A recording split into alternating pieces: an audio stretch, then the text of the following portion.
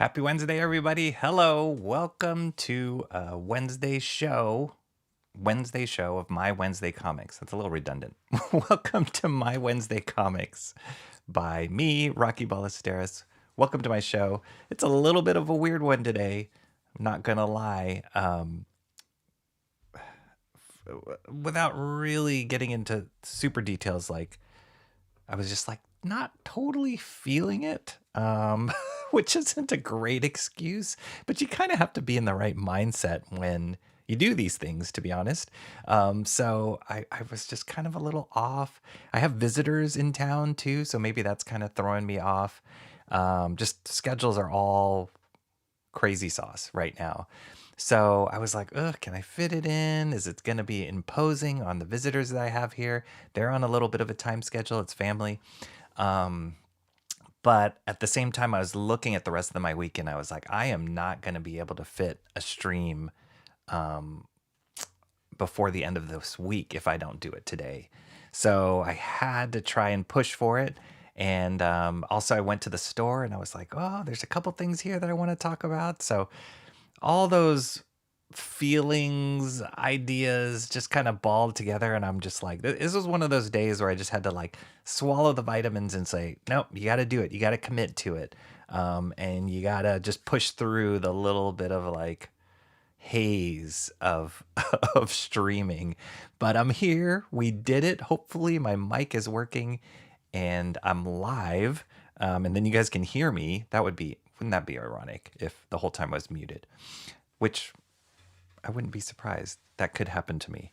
So anyway, welcome everybody here. For those of you who are hanging out, this is My Wednesday Comics. I get a chance to share with you guys the books that I picked up this week and talk other comic talk that I've found relevant or that has excited me this week. Some of it has to do with I was trying to get a poll ready and I wasn't totally ready for the poll. I might pull you guys in on that if I have time at the end of this at the end of looking at some of the books. Anyway, I'm a little bit of a mental mess right now. But I'm here and I'm happy and we've got comics to talk about. So one of the things that Mark's Music Obsession in the chat just mentioned was he was asking about my watch hours. So that is something that I would love to share with you. So here's the download, Mark, and for everybody else that's listening. The download is we did hit the 3,000 hours. It happened yesterday. And the way that I found out about it was the on the YouTube Studio app, you can check kind of and it switched me to a totally different menu. And I was like, wait, what's going on? And I didn't see the normal stats that I normally see. And so I was like, wait, did I hit it? Did we hit 3,000 hours? Because prior to that, I was probably about 40 short the last time I checked. So as YouTube goes, these aggregates are a little behind. They're not totally in real time. It's they take a few days to kind of catch up to what is the actual watch hour times on your channel. And for those of you who don't know, I was trying to hit 3,000, they call them 3,000 public watch hours as one of the requirements. 500 subscribers. We're at 567 right now as we speak, which is amazing. Thank you so much, everyone who has subscribed to this channel. So once you hit those two requirements, then you can get set up for, paid memberships, monetization, all the kind of things that they talk about with YouTube streams. So I was really excited about that. I saw this new menu and I was like, okay, and it's apply, start the process. So started the process, filled out the things, and the last step, I think it was step 3, basically said, okay, you've submitted, your submission's in progress. Now you got to wait for about a month, approximately a month is what it says. And I need to check my facts or check my check the data with Shanth, my friend Shanthan Jetty, who has done this, and to see is that really how it works, or anybody else who's done this before? Do you have to wait that long? Because that kind of stinks. But as I was reading a little bit more about it, they kind of need to go through your channel once you apply for it and check your content and make sure it's appropriate for monetization, blah, blah, blah, blah, blah. So I think that's more, as it's less automated and more a person has to go through and do that. So I think that's why it takes longer. But regardless, we hit it, but there seems to be a little bit more of a delay here. So I definitely want to do a big kind of celebration or a special stream when it gets officially hit the mark. But right now we're in limbo. We are in YouTube purgatory, it seems like, until they give us the approval for monetization. So a little anticlimactic, but it's also kind of exciting. And hopefully it doesn't take as long as a month, but I'll have to check with Shant or any other friends that I have that are monetized and see how long it's taken them in the past. So that's the update on that. What else? Definitely want to say hello. Let's see. We're going to go shooting the fat here. Shooting the fat is what I like to call it, where I get to catch up with you guys in the chat. And it seems like we're kind of thinned at the beginning of the stream, but that's okay. I did start streaming a little bit later than I normally do, so everybody might be eating dinner, all that kind of jazz. That's cool. People will wander in here when they get the chance, probably when I'm ending with my luck. But I definitely want to say hello to first in the chat. He goes, what's your name? He goes, John. John, what's up, man? Of course, dinner time. That's right. Streaming a little later than I normally do, probably about 3 hours later than I normally do. Again, it's because my schedule's been all messed up and accommodating the guests that are here. It's actually my parents are visiting. So accommodating them and just working on their schedule as well and driving them around. But hopefully you got your dinner. John, did you get your dinner? Thank you for the congratulations. Hopefully you got your dinner. You are part of the congratulations for sure of being a part of this channel and being a part of the chat in this channel and helping push the boulder along. So how appropriate that you were first in chat today. And also Mark's Music Obsession. What is up, Mark's Music Obsession? Always awesome seeing you. 3,000 hours. He was the one who asked. And yes, that was my long-winded answer. We did hit it. And yet it's like you cross the finish line and then you stop and you're waiting for the cheering. And you notice that they set up another finish line like 400 yards down. So it's like, oh, wait, we're not there? Or am I running the right race? It's just the way it is. It's okay. It does matter, but it doesn't really matter. It's like we're going to keep doing what we're doing. But it was a little bit like anticlimactic. I don't know what I was expecting. I was expecting like people to jump out of my closet with like a banner and just throw cash at me. I think that's what I was expecting, but it didn't happen. So a little anticlimactic. Mark says, hit that like, peep. Yes, definitely hit the like. Anybody who's watching right now, that also always helps. John got his dinner, about to eat. Wonderful. Lindsay Rose is here. What's up, Lindsay Rose? Good seeing you again. Be proud of Rocky John. He is. And awesome seeing you here, Lindsay Rose. I saw your comment or your hand wave on my YouTube short that I posted yesterday about Planet Death number 0. Just trying those out. Those have helped for sure. Get some watch hours, get some views from people doing those little shorts. And it's always fun to... I've got piles of comics that I should be doing those shorts a lot more than I am. But now they're getting a little bit more complicated. And even as I was thinking of this channel progressing, this channel growing, I was actually working on a couple different intros to change up some of the intros that I have. So I've been working on, and I'm almost done with an intro for my Master Study series. So that's going to be pretty fun. That was really fun to work on. And for those of you who don't know, my Master Study series is another stream that I do where I am looking at a comic page from one of the legends that I admire, a comic book artist that I admire, and reproducing it from blank page to finished inks or just finished product at the end of it. And I'm doing it all traditionally. And then I'm live streaming that whole process. So that's been super fun because it allows me to just kind of understand and try and learn a little bit more about the craft and wrestling with the tools to make comics.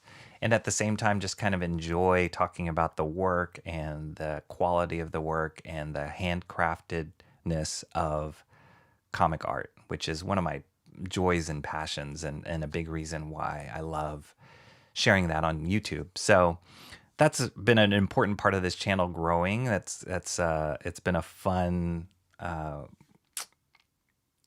stream to develop on this channel. And so I always thought like kind of deserves its own intro. So I thought maybe when I get to that next level of this channel or that next step to like revamp some of the intros. So I'll probably try and do an intro for My Wednesday Comics as well, like a custom intro. And then I definitely have that Master Study intro almost finished. So that's been fun to work on. I'm just kind of spinning a lot of plates. And it's all in anticipation of how can we do this better? How can we up the ante? How can we have more fun, attract more people, boost the love of comics even greater on this channel? And I think it all just kind of culminates in growing this channel with you guys and in myself personally, just trying to like challenge myself to up the game. So that's been going on. Lindsay Rose says, you're here on Wednesday and you did make 3,000. I did. Isn't that crazy? I don't know officially what it was because like I said, it changed the screen that I normally check and it doesn't have the counter anymore, like the bar that tells me how many hours. So it just flipped and it just said apply now. And I was like, oh, I think I hit it. So that's where we were at. I don't know where we're at now. And I'm assuming that maybe once the channel gets approved and there's no snafu, then maybe that meter will come back because there's other like levels that you reach out. I think the next one after 3,000 watch hours might be 4,000 watch hours and 1,000 subscribers. So they just keep dangling that carrot in front of you to keep going, but it makes sense. You want to keep building to something. Lindsay Rose says, congrats on that. Thank you so much, Lindsay. Awesome having you here. Awesome having you be part of the channel. And you know what, Lindsay? What the hey? I think it's time to wrench you. How about that? Welcome to the Mod Squad. Lindsay Rose, you are wrenched.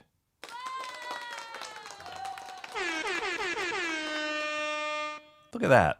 Look at that. The first one wrenched after we hit that 3,000 mark. That's pretty memorable.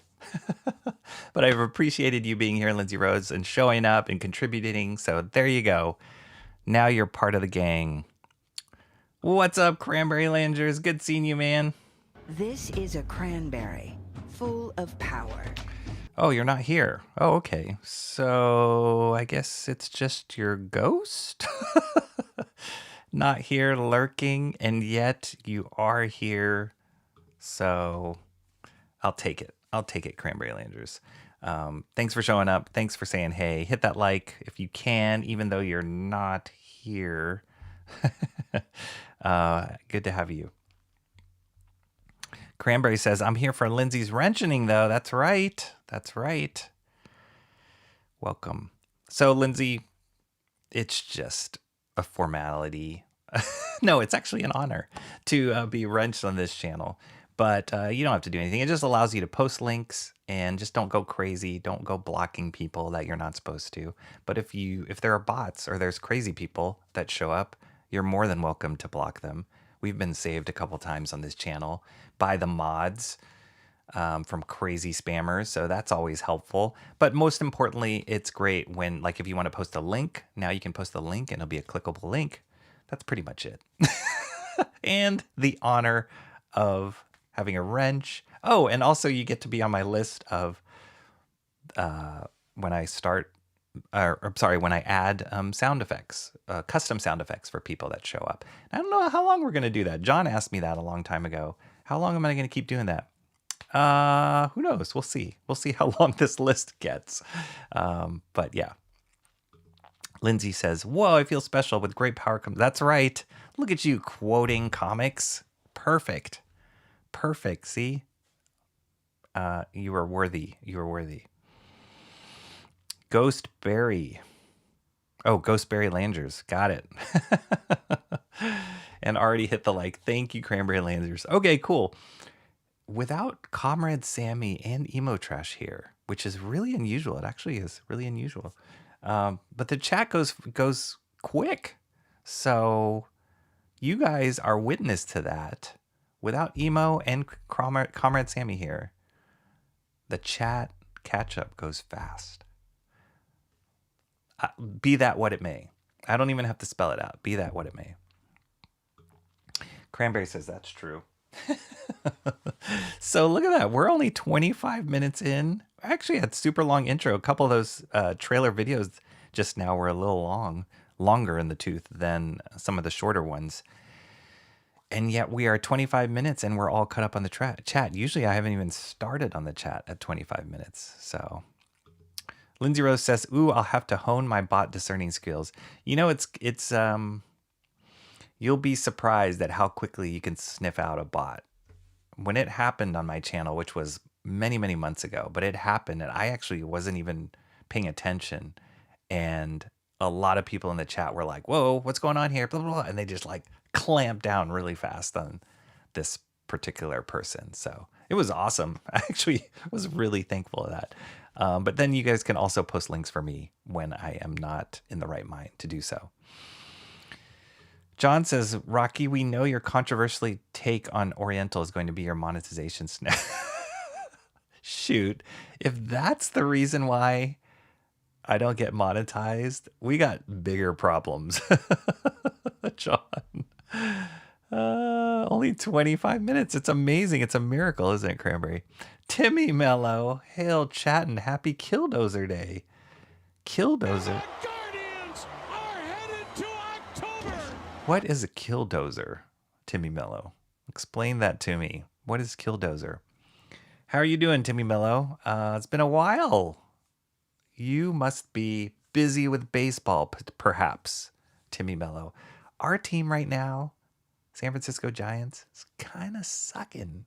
They had some big moves, or big moves in a sense that they like cut some people, but yeah, we've had some painful losses the last few games. I don't know how the Guardians are doing, but we ain't been doing so good over here in the Bay Area.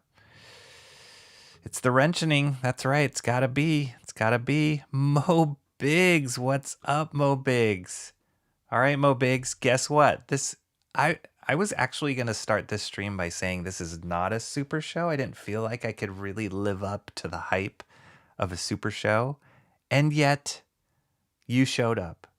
Okay, so I feel a little bit of pressure. However, I am prepared for you, Mo Biggs. Check this out. Ladies and gentlemen, Mo Biggs. This is what you can expect, Lindsay Rose. But this is for Mo Biggs. Ladies and gentlemen, I am actually ready for Mo Biggs' sound effects. Here we go. Let me make sure all the sound is up. All right, here we go, Mo Biggs. Listen closely. Better known as Mo, Big wasn't always the confident voice we hear today. There you go, Mo Biggs. Welcome. There's your sound effect. Don't even ask me where I got that from. Let's play it one more time. Better known as Mo, Big wasn't always the confident voice we hear today. There might be a little bit of editing that I did with that one, if you couldn't tell. But I did it. I finally got to your sound effect. So you showed up right on time. Hail Rocky. Feels super to me. This show? John's laughing. Mo Big says, works for me. Then that's perfect. No pressure, Lindsay Rose. Absolutely no pressure. like Queen under pressure. That's a good reference. Well done, Mo Big says. Or done well. A little play on editing there. Might be a little editing, just a little, just a smidge. So we're all set now, Mo. We are cleared up. You are indoctrinated into my channel. Congrats. All right. Now we're caught up, right? Cranberry says definitely seamless editing. Okay, so let's talk about comics first, and then we'll see if we get into this like conundrum. It has to do with the next master study, me kind of wrestling with it. I've been getting great suggestions from everybody.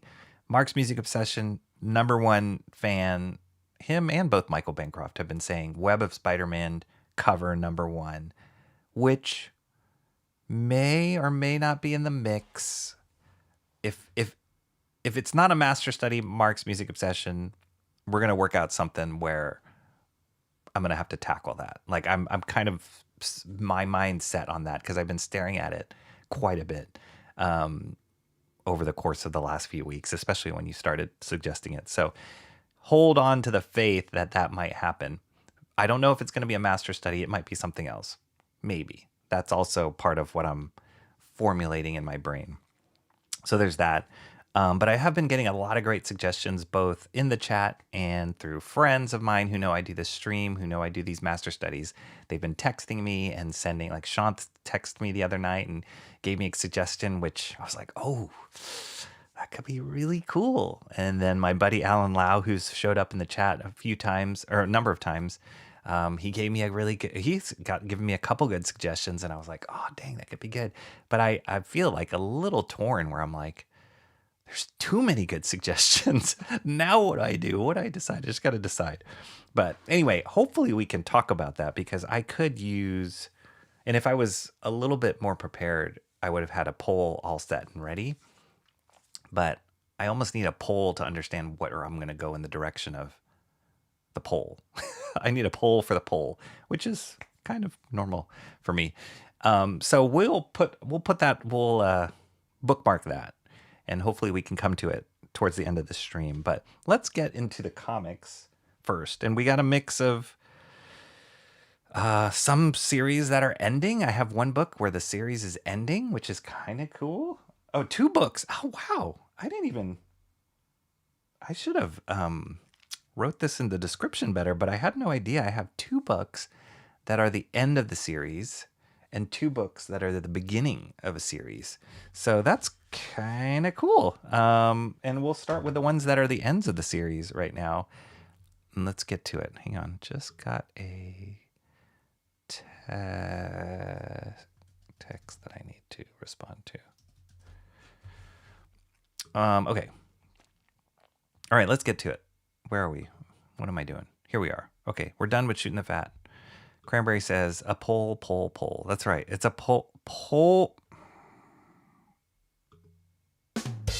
Polarizing poll. That's a good one. Colorado. That's where Timmy Mello is. Oh, wait. Right? Timmy Mello. Yeah. Oh, Timmy Mello. Here we go. Timmy Mello is giving me the inside scoop here. 21 years ago, a reasonable man, Marvin Heemeyer, unfortunately became a supervillain and did the unreasonable with his big modified bulldozer. His tragic story has been a meme for 21 years. Oh, this is Killdozer. Wait, I saw somebody say something about this earlier too. I missed it. Oh, here we go. Mo Big said, a Killdozer is a souped up armored bulldozer for getting back at City Hall. No kidding. So is today mark the day 21 years ago? Killdozer Day. Wow. No kidding. I never heard of that before. That's amazing. Also, the Guardians may be the worst winning baseball team of the bunch. Game 2 versus Yankee. Yeah, baseball started off good for me. I was like, wow, they're keeping up, and now they're just, I don't know what is going. They feel a little at least the Giants do feel a little directionless. So it's kind of sad.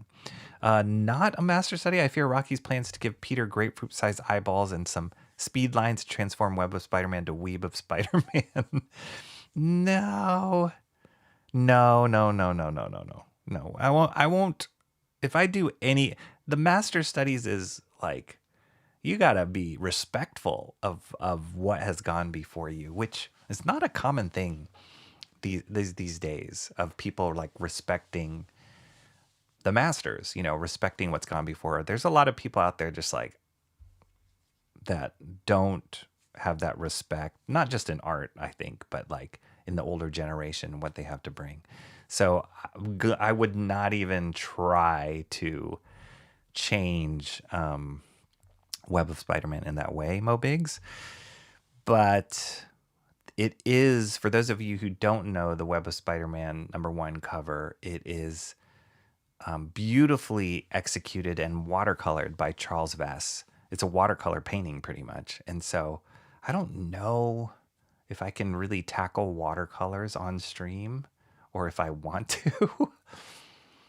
But I think there's a way to do it where we could probably approach it like a pen and ink drawing, do a version that's a pen and ink version of it.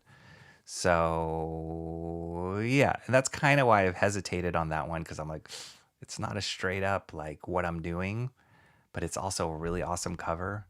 And I know how much Mark's been pushing for it. So I want to figure out a way to make it possible, whether or not that's through Master Study. Who knows?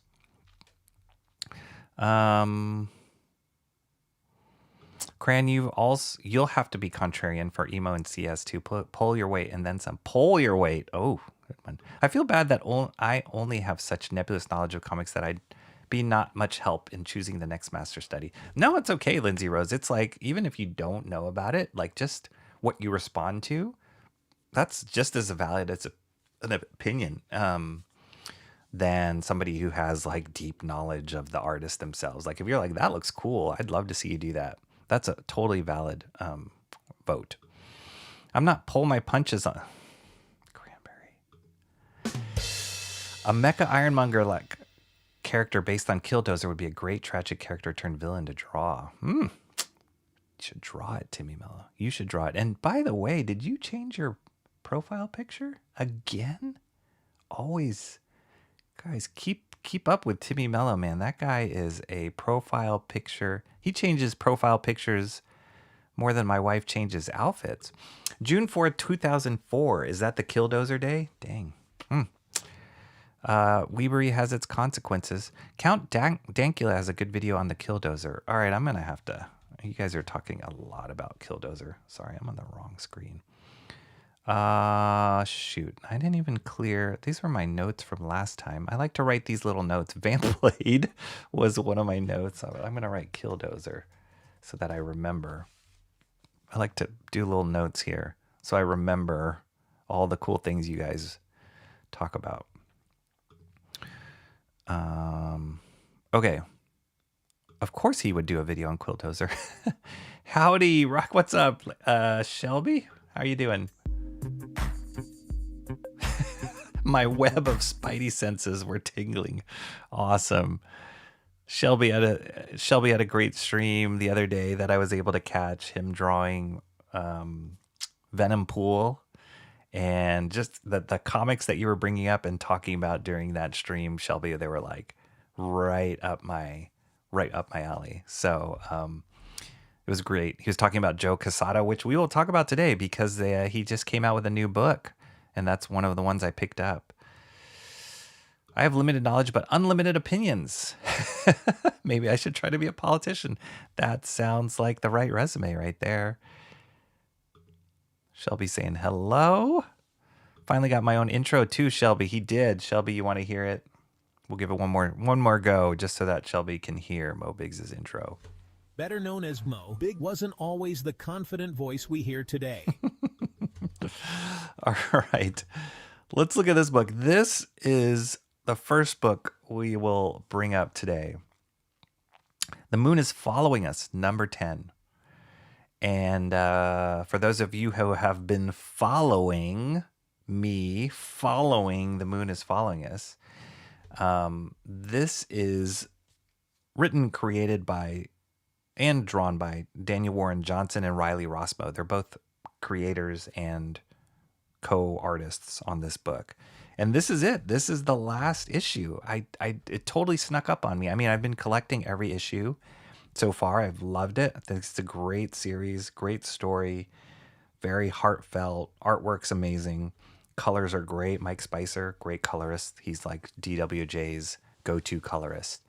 And I was always I was aware it was a limited series that I thought it was going to end at 12, then found out it was 10. But yeah, this number 10 snuck up on me. Really crazy that we're already here. And they've pretty much come out on a monthly basis. So pretty regularly. And but yeah, who would have thought that like we're already here at issue 10? It seemed like just yesterday I was cracking open issue 1. So I did realize probably for the other book I'm going to go through the other one that is the series ending book. I don't think you guys are really going to care if I flip through the whole thing. This one, I think I'll hold off. I'll flip through maybe the first half of the book and I'll hold off going through the rest of it because anybody who's following this, it would suck if you didn't get the book yet and you saw me spoil the ending of this. Even though I spoiled the ending of 9, which was kind of traumatic. I thought, okay, I'll hold off on this because this is the end. That's it. Done with The Moon is Following Us. So I don't want to spoil the ending, but let's take a sneak peek here at some of it. The story revolves around this little girl who she's been dying this whole time, and her parents are the two main characters that are trying to help her, heal her, because she's dying in real life, and they go into this alternate reality or this other world where they have these superpowers and they're all kind of based on this girl's imagination, and the whole world is based on her imagination. So there's some incredible characters, really unique characters that you can imagine are like birthed out of a child's imagination. And then the cool thing that I thought that I really related to in this series was the mom and dad's powers or their abilities were very much in line with how they were processing their child dying. So it was very relatable because they're both in grief or experiencing grief, but at the same time processing it differently. And I can relate to that with, being married and my wife. And when things happen to our families, we process things very, very differently. So it was really relatable as a parent. And then who wouldn't have like your heartstrings being pulled when you see like your child being hurt or on the brink of death. And then the awesome thing, which I think was such a great, I don't want to say gimmick, a great, what's another word for gimmick? That doesn't sound gimmicky, was that Daniel Warren Johnson would draw the characters or draw the pages that took place in the real world. And then Riley Rossmo would draw the pages that took place in the alternate imagination world. And they would bounce back and forth between those in the series. And so it was really awesome because they have two very different art styles, but they merge very well together. And, it's really cool to see their take on the characters and what's happening. But they have some cool character designs and creature designs here. Like this bat creature is wild. He's been part of the story so far, but I think he's mutating here to another form.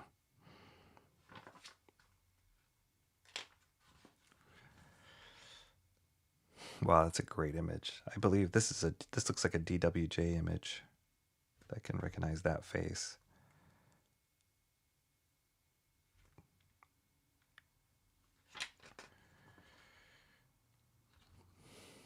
That's cool.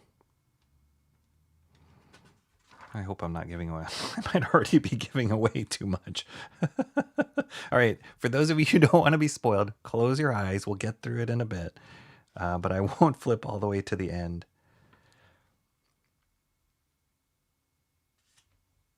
It's cool, but there's people that do not survive this story, which is awesome, and it's kind of classic DWJ. He like has a great sense of riding the line of the silliness of comics and just the absurdity of comics, and also making it very serious and very human. That's what I love about his stories. And then his artwork is just killer.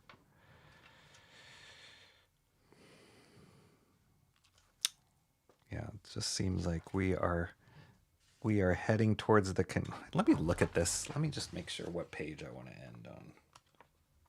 Oh, we're getting kind of close. Maybe this will be the... We're getting kind of close to the end already. Maybe this will be the page I'll end on here. This is definitely DWJ artwork here.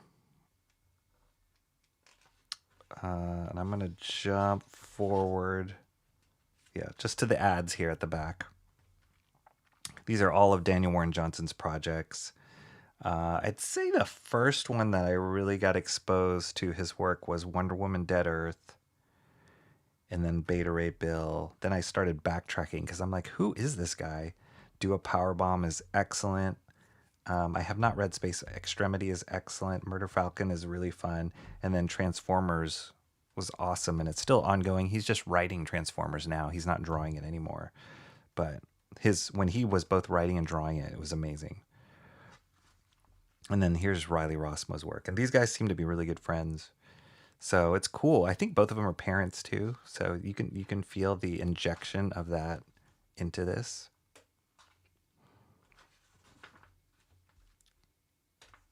And then these are DWJ's projects. Cool stuff. And then the first 6 issues are in trade. I think it's 5. Oh, sorry. First 5 issues are in trade right now. And then they'll probably do the second 5. The second half in trade as well.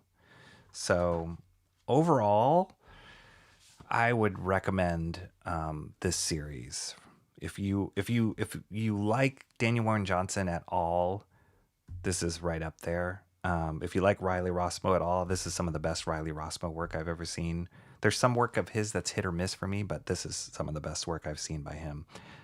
If you like fantasy, if you like heartfelt stories with like tons of imagination, this is a great book.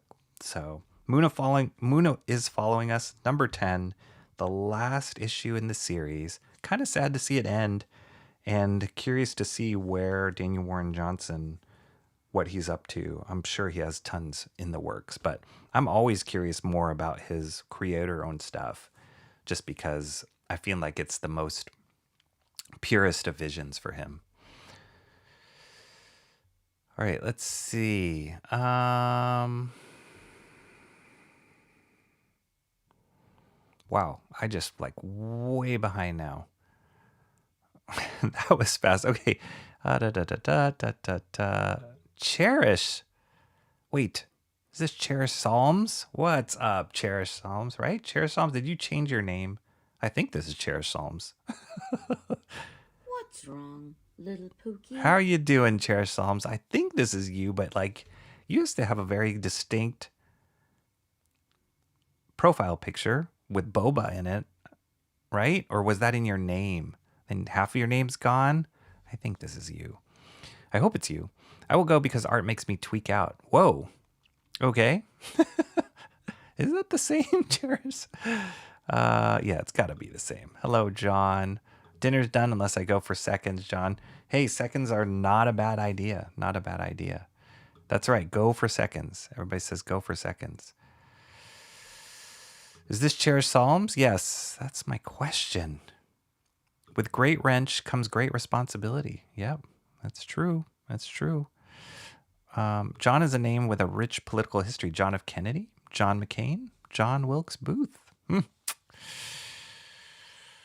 John says, I like to think Donald J. Trump too. Yeah, I can't escape it. And yet you're so distinct, John. Such a quote unquote common name. You're so distinct. Gorgeous cover from what I can see, Cranberry Lantern says. I was trying to set a low bar for you to overcome, John. Cool color palette. Yes, Mike Spicer is a great colorist, and I would say with somebody like Daniel Warren Johnson and Riley Rossmo, who are really sketchy, expressive ink artists, that's not an easy thing to color. And Spicer does a great job. He is just as expressive in his coloring choices and what he adds into colors as they are as DWJ and Riley Rossmo are with the ink brush. So I love his colors, and there's no doubt why Daniel Warren Johnson is constantly working with him, because they just pair up so well together. So yeah, I love his color palette stuff. Reminds me, I forgot John Edwards. Oh, forgot about that guy. 30 minutes behind Mark's music obsession. What happened, Mark? No idea what song that is, but I hear in my head. Okay.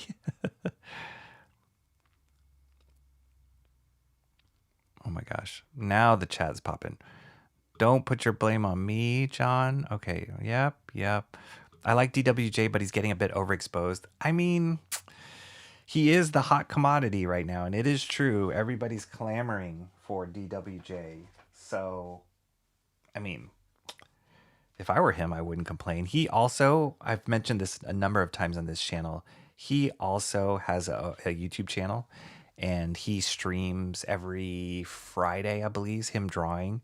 And it's so awesome. It's like, I don't get to catch it all the time, but when I do, it's really amazing, because he just seems like such a down-to-earth dude, and just like somebody you would love to hang out with. And then when he's just drawing, it's like super casual. It's not polished at all. And he's just attacking the page like he normally was. And then half the time he's getting interrupted by his wife because he's got to go run to dinner or something. So it's really relatable. And I just like the guy. I not that I know him, but I like his personality. And it's been really cool to kind of see that on YouTube. So I think all the success to him. I think he's doing it right. He's got one foot in mainstream comics, licensed comics. He's got one foot in his own stuff. He's writing, he's drawing, he's doing both combined, separate. He's doing it all. So the last mainstream thing he did was a story in Wolverine, I think issue 400. There was a bunch of different stories, and he did one in it. I didn't pick up the book because it was way too expensive for me just to get his story, but now I kind of regret it. And I heard they're doing a second printing on it, so I might pick it up with the second printing. But he did a Wolverine, maybe it was like a 7 or 8 page story in there, and it looked amazing. But again, I didn't want to pay, I think it was like $9 or something for the book just for a 7-page story. Maybe I should have. I've got Pedro Pascal. Yeah, I like DWJ better than Pedro Pascal.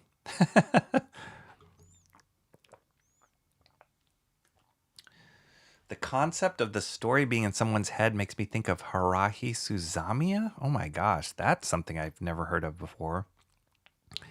That's going on my notes. Lindsay Rose. I have no idea what that is. Oops. Let's see. Harahi Suzamiya? Is that an anime? Or a manga or something? Okay, we'll have to check that out later.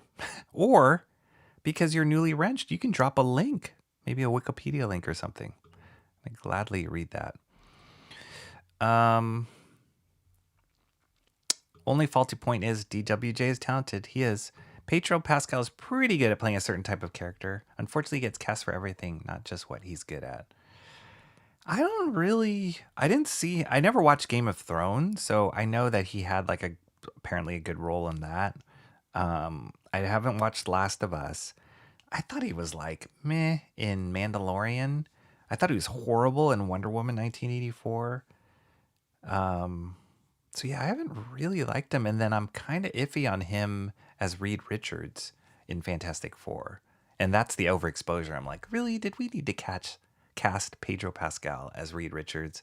That's a bit of a stretch, but I don't know. If I were them, if I was DWJ or Pedro Pascal, I would just get while the getting's good. just accept everything, because it's not going to last. So He is not leading man material, but Hollywood all about destroying inspiration. Yeah, I'm not sure what it is. I missed his name. If Disney would remake the gay Caballero, it would be perfect for him. Okay. Better find the right spelling. Okay. Yes, please. Lindsay playing a fast one on us. A nebulous knowledge, then drops Harahi Suzami on us. Yeah, it sounds very specific. Pedro's time is likely closing. You're not missing anything with The Last of Us. Yeah, there's a lot of controversy around that. A lot of their diversity, whatever mess in it. I don't know. I'm not a big gamer either, so I wasn't like attached to the video game. So I have no context really of the TV show compared to the video game. So yeah, it was just like, meh. And then when I saw it was Pedro Pascal, I was like, eh. Okay. Second book here. So this is the last issue of this crossover series, Hack and Slash Body Bags. Kind of under the radar because both Hack and Slash and Body Bags aren't huge mainstream titles. I was attracted to it because of the Body Bags aspect of it. Big fan of Jason Pearson, who passed away sadly a few years ago, but he created Body Bags, and that artist edition book is coming out, I hope in a few months. It seems like they're on the cusp of shipping. I've gotten like notifications of that, so I back that on Kickstarter, and I think you still can back that book if you're a big fan of Jason Pearson. But I love Jason Pearson's artwork and his sensibilities, and so it's interesting that they took his characters here even after he passed away, and they're still using them or trying to revive them. And from my understanding is they're working closely with Jason's mom, who owns his estate, and his, all of his creations have been transferred to her name. And so whatever profits they make on this, wherever that goes, will help her in the long run as well. So all that being said, I could use more Body Bags. I love it. And I picked up the first 3 issues of it. This is issue 4 and the last of the bunch. I have not been able to find this really in any of my local stores, just randomly. I haven't been able to find it consistently, I should say. I've found each issue like at a different store by chance. And this last one, issue 4, I actually had to ask Frank at Amazing Fantasy to order it for me because I couldn't find it. I knew it had come out already, but nobody was carrying it. So this is it, issue 4. It just combines Panda and Clownface from Body Bags with, I don't even know what their names are. The characters from Hack and Slash. Maybe it's Hack and Slash. And they're kind of similar. It's like hot, deadly chick and gruesome, big, brooding, violent character. So it was only natural that a crossover would work between the two of them.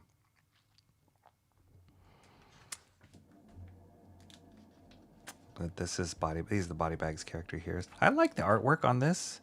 Casali, his name's Stefano Caselli. And it's been good in the series. It's been pretty good, pretty solid. But I do feel like, I flipped through this before I started the stream, I do feel like the colors on this issue were rushed. They almost look like we're just staring at solid flats with no rendering at all. Like they were just kind of rushed through it. But these are great drawings, And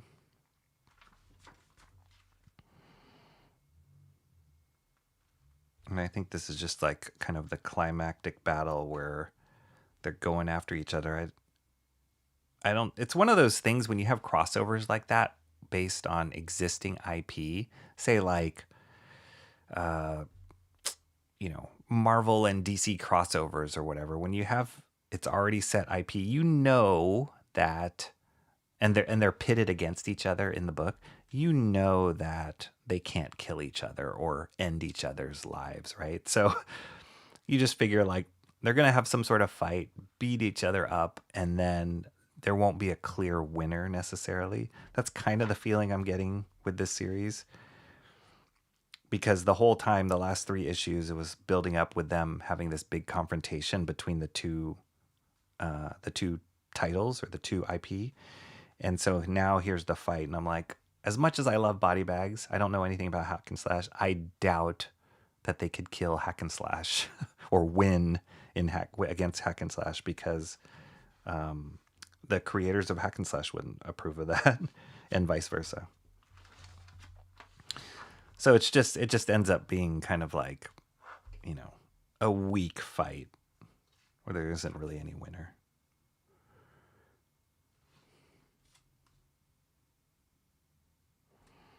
So, right, the colors just feel a little rushed here. They feel like kind of unresolved, like a first pass, just blocking in color and not really like worked out. No offense to the colorist.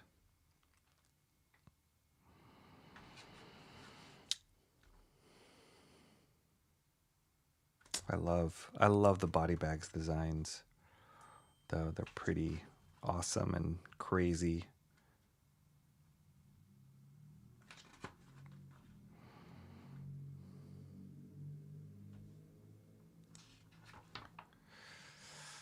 Like, that looks like finished color to me. That's an awesome page. Look at that, great.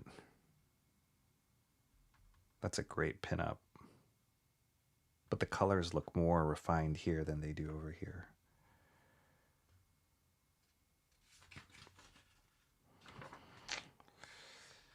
And there you go. I don't even know what happens, but both sets of characters, surprise, surprise, survive. They probably team up at the end to take care of they have to look past their differences to deal with the greater evil that is going to harm both of them. And then they end up, yes, shaking hands. Good job. Hope I never run into you again. The end. Feels a little rushed. The artwork feels a little rushed at the end there, but this is amazing. If the whole book looked like this, that'd be amazing. Wow, that's the fattest clown face head. There you go. Just a little taste of hack and slash body bags to finish it up. I had to get the last issue, even though I wasn't totally tied to the story. I just had to get the last issue because I'd already picked up the other 3. It says body bags will return, so who knows what they're going to do with that. I feel like when the artist edition comes out, there'll be a little bit more of a push of like, oh, body bags, and an awareness of those characters, because ever since Jason Pearson passed away, they've kind of fallen off of people's radar. Plus, he also took a long time to produce any new content with them. One of the cool things with that Kickstarter campaign is it's going to include a lot of behind-the-scenes stuff. Not only the fresh scans of all the artwork from the Body Bags miniseries, but it's also like behind-the-scenes work, unfinished sketches, and even a new Body Bag story that Jason Pearson almost finished that they're including. So I can't wait to get my hands on that. I think I backed that one like as high as I could back it as far as getting all the stuff. All right, so there it is. Hack and slash body bags number 4. Let's see.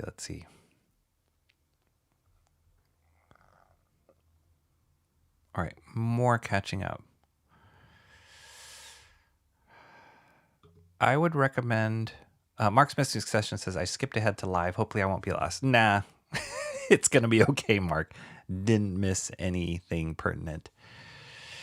Mo Big says, I would recommend watching the first episode of The Last of Us Season 1 and stopping there. Oh, okay. That's not a great endorsement of the series, but maybe I'll give it a try. All I know is they have like mushroom fungus zombies, right? And then kind of an androgynous co-star girl character and Pedro Pascal. That's all I know about it. And I'm not a big fan of zombies either. The concept of zombies kind of creeped me out. So that's probably why I didn't really jump to that one. No more lost than the rest of us, John says. They actually cast a potato to play Ellie. No comment. Agreed, Mo, and so disappointed how it turned out. Ms. Potato, it was just well done. I mean, the characters don't look right, but aside from that, second episode was kind of boring. The third episode was a filler episode about a gay romance. Yeah, that's not good, and that is kind of consistent with what I've heard from people. Comrade Sammy, there she is. Aloha, amigos. Are you busy, Comrade Sammy? Is that what happened? Can't chat. I'll be listening in. All right. Her hands are busy. She's either building a shelf or rehabbing a turtle. Hack and slash. Lindsay Rose posting the first link. All right. This is because she can. This is click-worthy. The Melancholy of a Haruhi Suzumiya.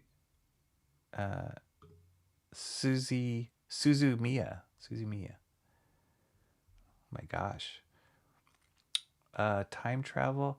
As the story progresses, Kion and Haruhi meet many new people, including the time traveler Mikuri Asahina, the alien Yuki Nagato, and the Esper, or do they say Esper? Itsuki Koizumi, all of whom attended. Oh, okay. It's like a high school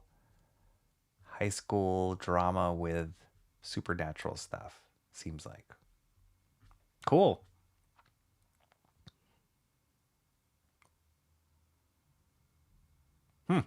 All right. Supernatural phenomena. Haruhi Wiki. Nice. Nice job, Lindsay Rose. Mo Big says I immediately... Look at that. This is useful. A wrench. That's right.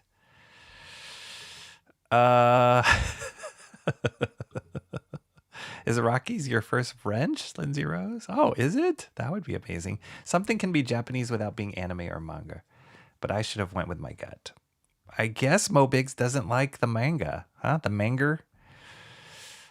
That is true. Ironic. I admire the Japanese in spite of the anime. Neither does John. Oh, no. Most people assume I hate Japan, but it's just weebery. Awful House? Yes. That was funny.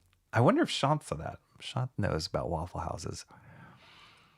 Rocky over here, clown face head shape shaming. I do. It was huge. I mean, that's... Clown face has got to look as cool as this. You can't have this image. Well, I guess he's looking to the side here. But this artist has got the proportions pretty good for clown face. Let's be honest here. Let me wow you with... So this is the series that they're going to be doing the artist edition for, which is going to be crazy. But let me wow you with...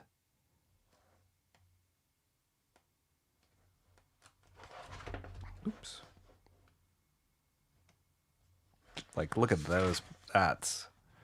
Oh, I can't really see it. That's clown face right there. Or there's some better ones. I mean, that's cool. This looks so killer.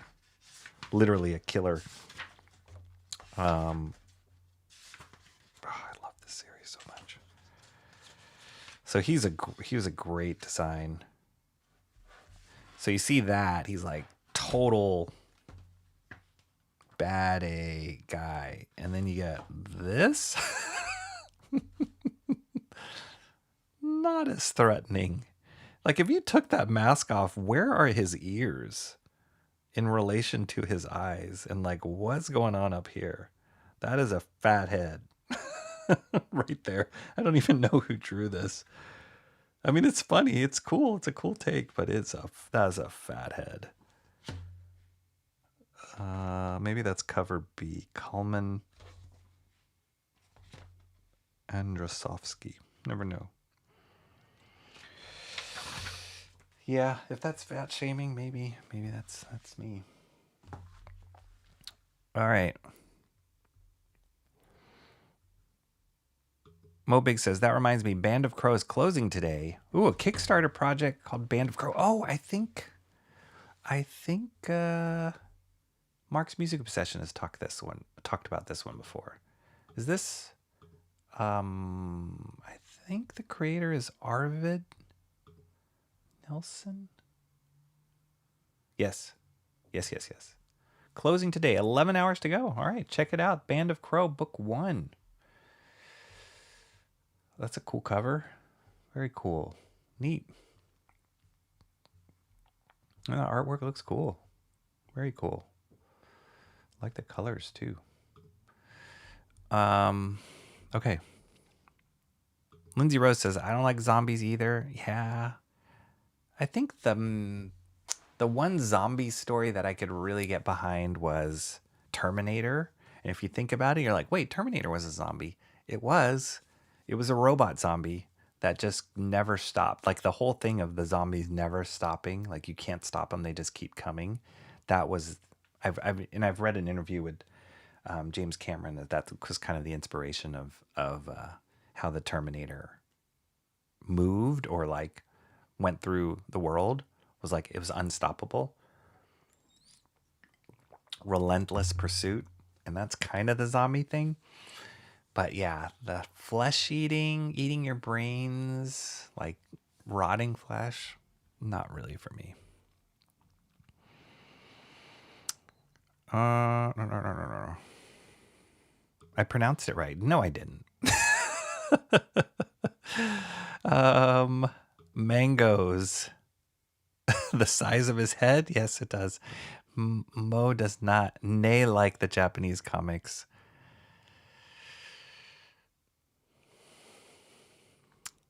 Great art, at least colors in that. The clown face comic. Yep. Is there any case you can call where a comic artist transitioned into a fine artist or vice versa? Yes. Wow. Jake. Welcome, Jake. That's a great question. I would say the artist that comes to mind immediately when you say comic artist transitioning into a fine artist is an artist by the name of Aron Wiesenfeld. He did a number of things in the 90s, 2000s, but one of the standout books that he worked on was called Deathblow Wolverine, which I can pull out and show. And I've showed this on stream before, but I'll just bring it up really quick. If I can find it.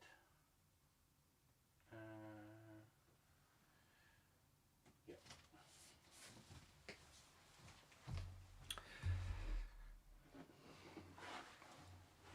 So this is a French compilation of it. I love it because it's bigger sized. And I can zoom out a little bit more here. It's bigger size than a regular comic. It's a regular comic size. But this was Wiesenfeld's art. It's amazing. And he was inked by this artist named Richard Bennett. Right here. Richard Bennett was incredible. I showed some of his work a few streams ago. He did an issue of Gen 13, which had all this like technical detail. He's just like super detailed. Richard Bennett, he's working in, has been working in live action storyboards for a number of years now. For a long time, I think he left comics and went into storyboarding, which a lot of comic artists do. But anyway, the combination of Richard Bennett and Aron Wiesenfeld on this series in particular was unbelievable. Really good art. And so Wiesenfeld was one of those artists that came out of nowhere. Didn't have a clear, like, I never felt like his influence was like, oh yeah, that he looks like a Jim Lee guy, or maybe a little bit of Barry Windsor Smith in there. But you could tell he had amazing command of drawing and anatomy and camera angles and backgrounds and all sorts of stuff. And so he was just super skilled. And a lot of people were just like, wow, this guy is out of control good. And then he left comics and became a fine artist painter. And if you look up his stuff, let me see, I can do that really quick. If you look up his stuff, let me find,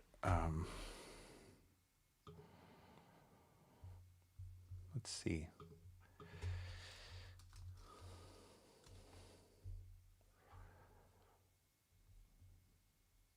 Let's see. No. Oops.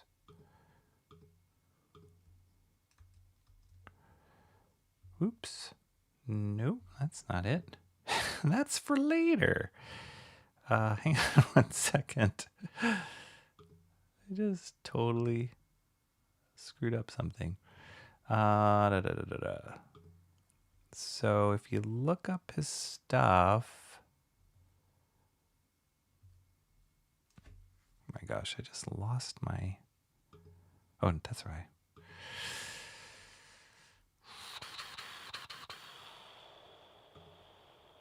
Okay, now we're cooking. There we go. Okay, and I guess I gotta make that window smaller. This is gonna, you guys you'll understand in a second. All right, now publish. This is Aron Wiesenfeld stuff now. This is the same guy that did that Deathblow. This is his, whoops, that's not what I want to do. I'm supposed to be here.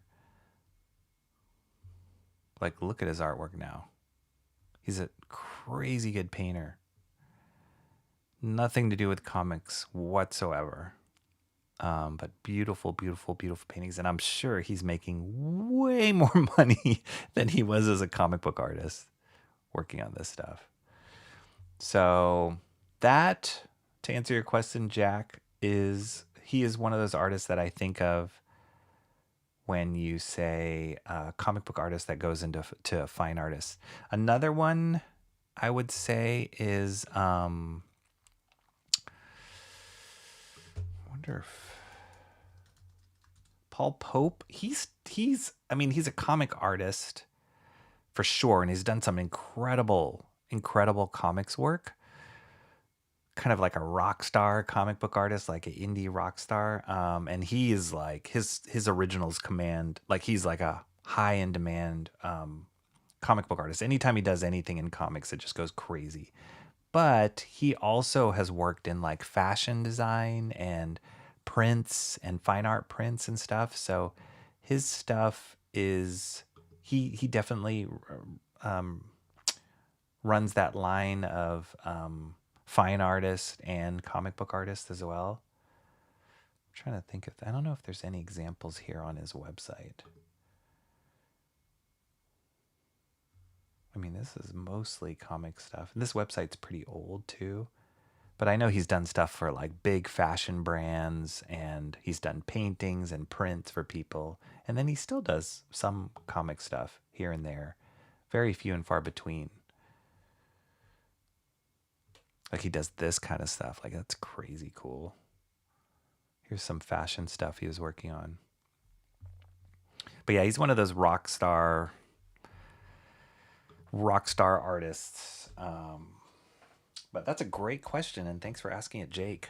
Nice to have you here. Thanks for joining us. Going back to, nope, that's not where I'm going to go to. There we go. All right. I'll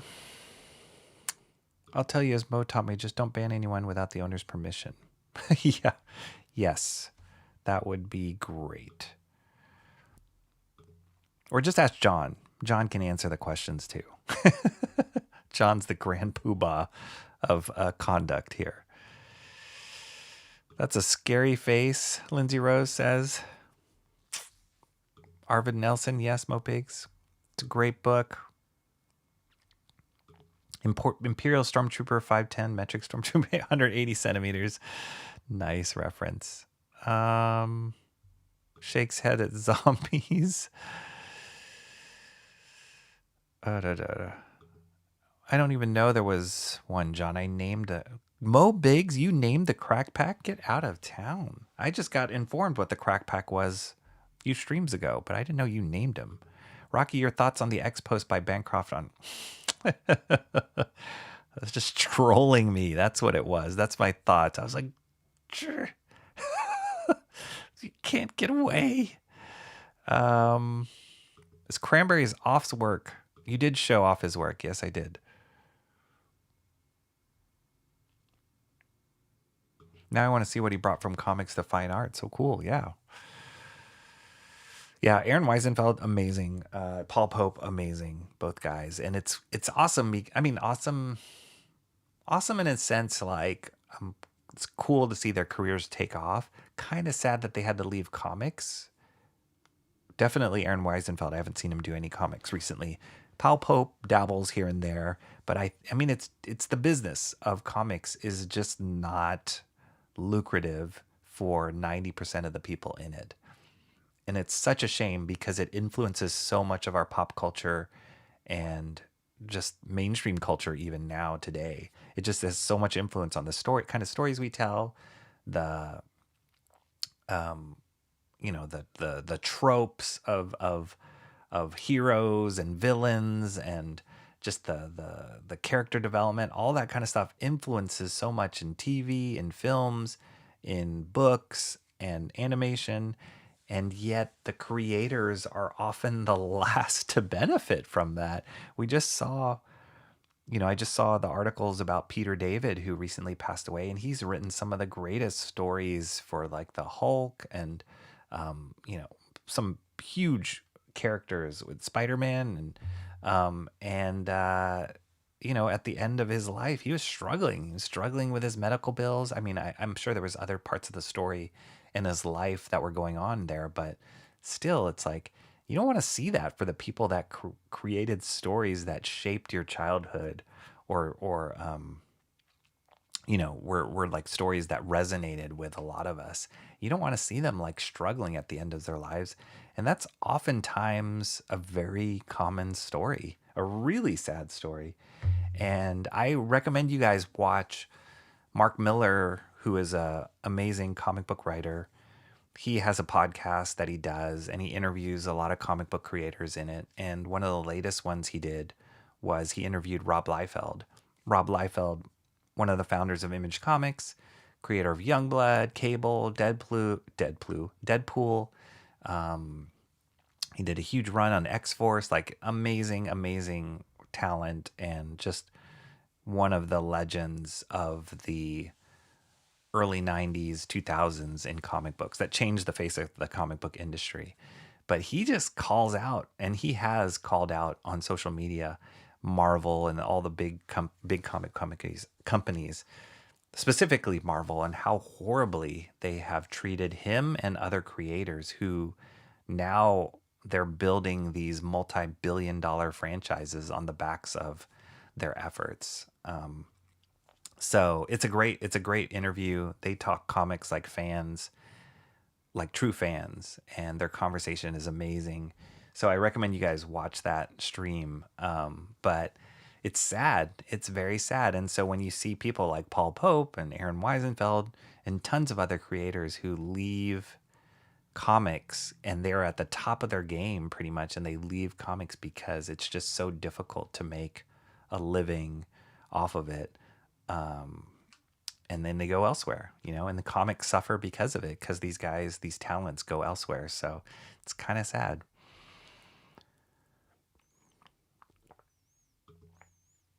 Cranberry's back. Nice. Everybody's confused. I took it as you saying you were off to work until I reread it. Jake says, "Oh, wow." Nice. Lindsay Rose says, "Oh, wow." See? Super talents. Mo is excessively influential. Apparently. I saw your "I'm honored" before Rocky said what he did. The whole Peter David thing is sad. It's totally sad. It's really sad. Like, the last thing I want to see is a GoFundMe for some comic creator, either a writer or artist's medical bills. Like, I don't want to see that. Like, that should not be a reality for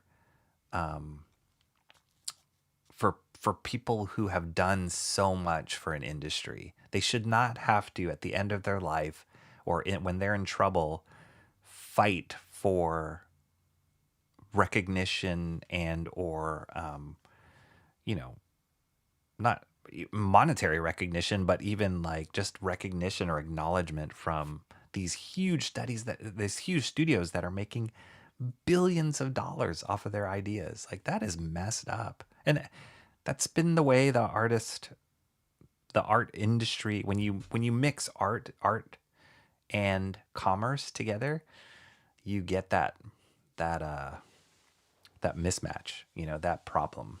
And it's really sad. It's very sad.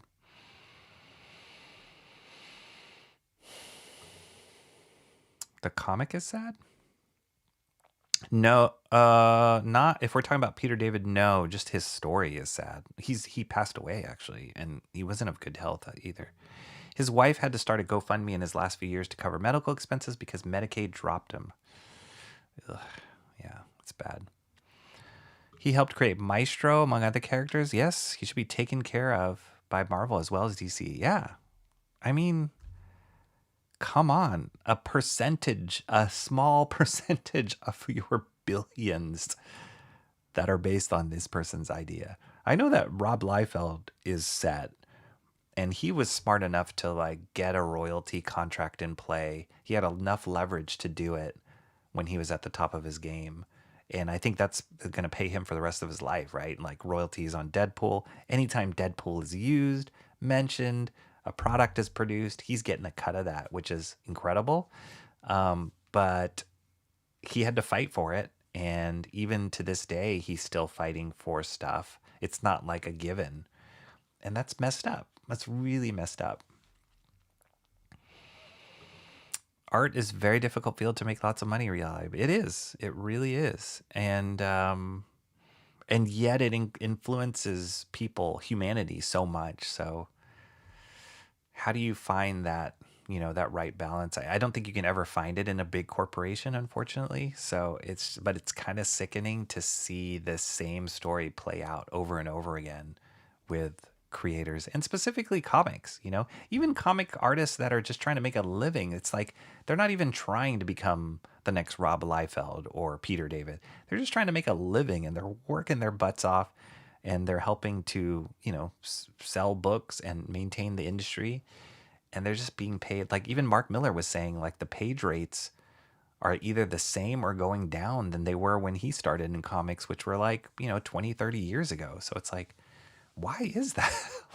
What the heck is going on? That's part of the reason Marvel and DC don't like new characters being made. Yeah, they don't want to pay out. They don't want to pay out. So the artists need good lawyers, I guess, but then the good lawyers cost a lot of money, and they're Marvel and DC have better lawyers. They can afford better lawyers, so ugh. Mobig says, this is why I refuse to sell my character AR-15 orangutan to Disney. Also, they wouldn't meet my 3 simple demands. 1, live action. 2, live orangutan. 3, live ammo. Simple. How could they say no? And good for you for hanging on to AR-15 orangutan. I love it. Cannot wait to see that make you tons of money. Okay. Let's get to, I saw somebody here say cool Imperial cover. Let's get to that. So this is a new series that launched. So we looked at The Moon is Following Us and Hack and Slash Body Bags. Those are both series done, ended. This is a new one, is just launching, hot off the presses, written by Jonathan Hickman and artwork by Federico Vicentini. But I think Iben Coelho is probably doing some artwork too. I think that's why they listed the name. Oh, here it is. Iben Coelho, yeah. I'm not even sure I'm pronouncing that right. Federico Vicentini are the artists on this book. And so from my understanding, this is kind of like telling a more of a galactic story, right? Like, so with the Imperial Guard, with like kind of the Guardians of the Galaxy world. Like we're in space a lot of time with the Planet Hulk. All those characters are a big part of this. And also one of my favorite characters from the 80s, 90s, Gladiator, is in this. So this is the big launch of a series, and I think there's going to be a bunch of spin-off books that come out of this, but it's called Imperial. And I can't remember who this artist was a regular artist on. I'm not super familiar with his work, but it looks cool and it looks pretty epic. So it was one of those books I was like, okay, this is the launch of something new. Let me see if I like it. I like Jonathan Hickman. He's written some things that I've enjoyed a lot. Yes, he's written a lot of things in Marvel mainstream stuff, but he wrote a series called East of West, which I really enjoyed, and it's like a sci-fi fantasy series. So that was intriguing to see him as a writer. And then looking at the artwork, even though I wasn't that familiar with this artist, I was like, okay, that looks pretty cool. That's cool. Some interesting coloring going on there, but it's a nice face. Here's Hulk, She-Hulk, and Brawn. Like, that's cool. It's not your typical greens, but like you get it. They're from Planet Hulk. It's neat.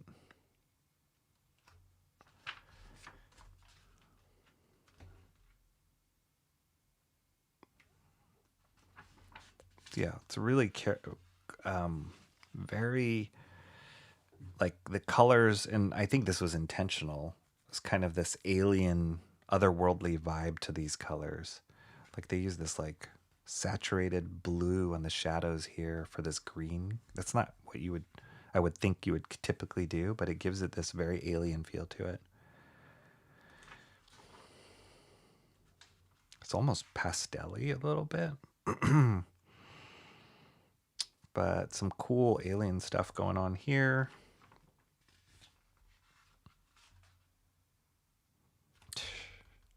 Oh yeah, Jonathan, the writing on that was okay. They're totally milking almost every book now is either coming out in a red band with a red band version or a black and white, quote unquote, noir version. This one's coming out with a red band black and white version.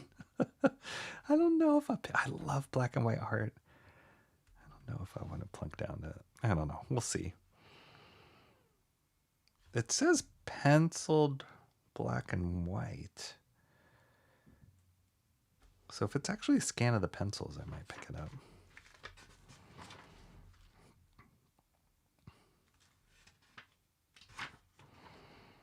But yeah, look at the colors that they're choosing for like the shadows and the midtones. Very non-realistic.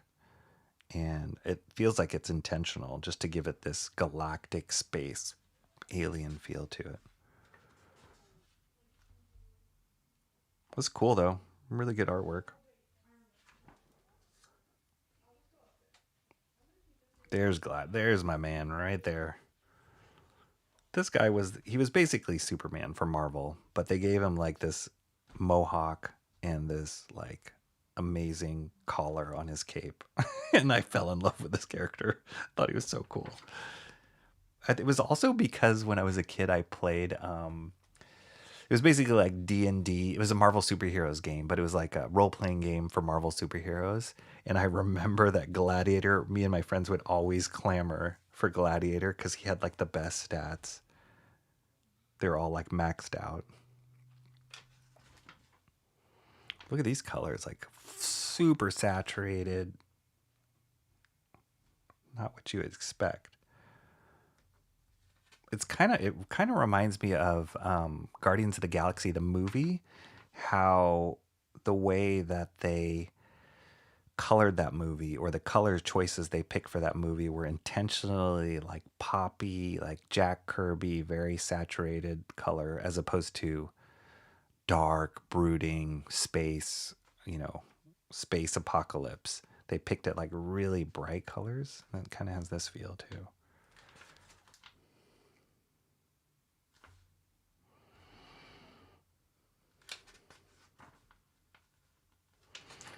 Yeah, it's looking cool. I mean, it looks dense. This is a thicker book than a normal issue too. It's a $6.99 book, and it feels like double sized of a regular comic book. So I'm sure there's a lot of backstory that they're cramming into this first issue just to set it up. So yeah, we'll see. So Skrulls, horse people. There's Gladiator and the Shi'ar. And then the Hulk world, Planet Hulk world. These are great. Great expressions, great faces. Oop, somebody just got shot in the head.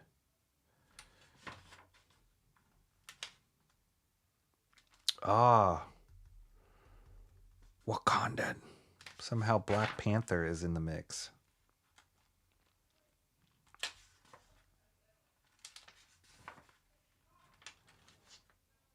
And the Nova Corps. Oh, nice. Ronan, the Destroyer.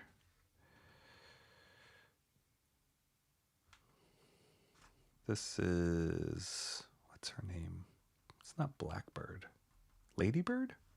Can't remember. I think she's Shi'ar, Lilandra's sister. That's cool. It looks cool. Look at that. Hulk at the end. It says war. So it's cool. Looks cool. Hopefully the story's good. It looks intense, and jam-packed of all the like galactic characters you can think of, including Black Panther, which I don't know how he's in space or what he's doing in space, but he just caused some trouble. But yeah, if you're a fan of any of these characters or kind of space adventure, this seems like the angle for you. Imperial #1.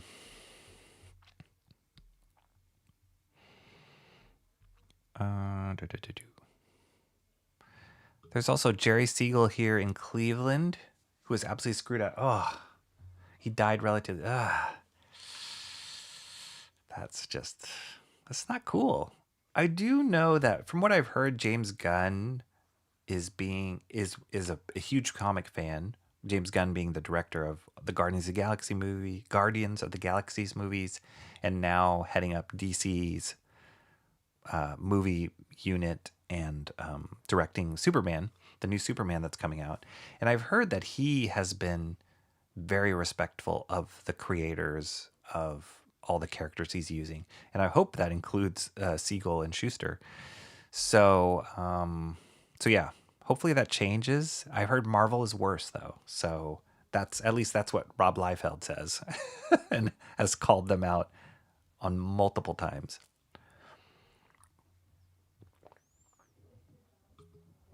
They just got a pretty big settlement recently, I believe. Maybe I'm thinking of Steve Ditko.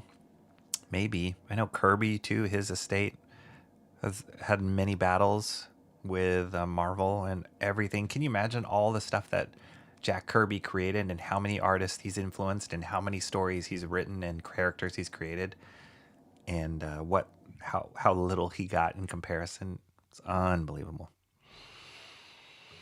Timmy Mello says, I believe that was the Ditko's estate. There's been hardly anything on the Siegels, especially since the John Kent alterations of Superman. That sucks. Cranberry says, I like the colors. Superman with an edge. Yeah, just put a mohawk on him.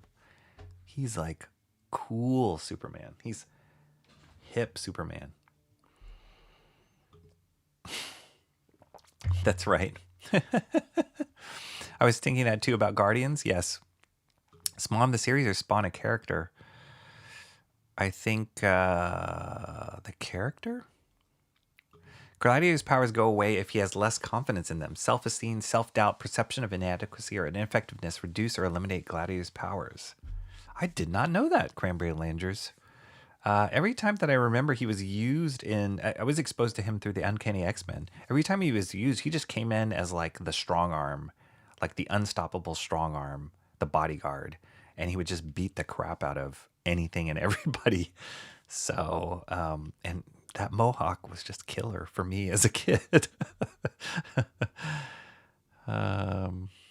they just announced that, okay, let's get into that, Timmy Miller. That's the next book we will get into.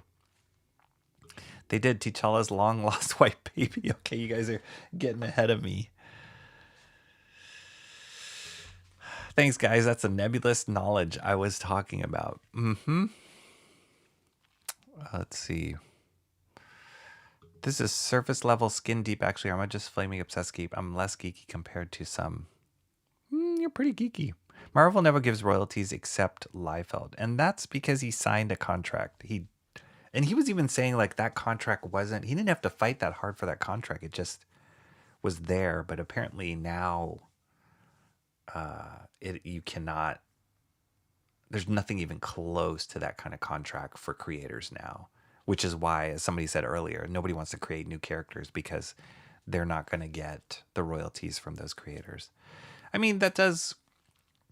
Anytime you see an industry like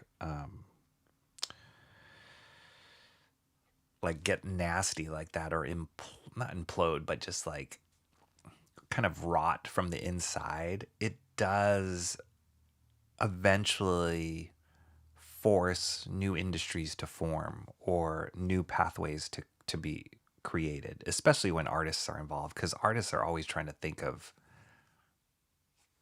outside of the box, right? So I think that's why YouTube connecting directly with your audience is so powerful, and that's kind of where we're in right now. This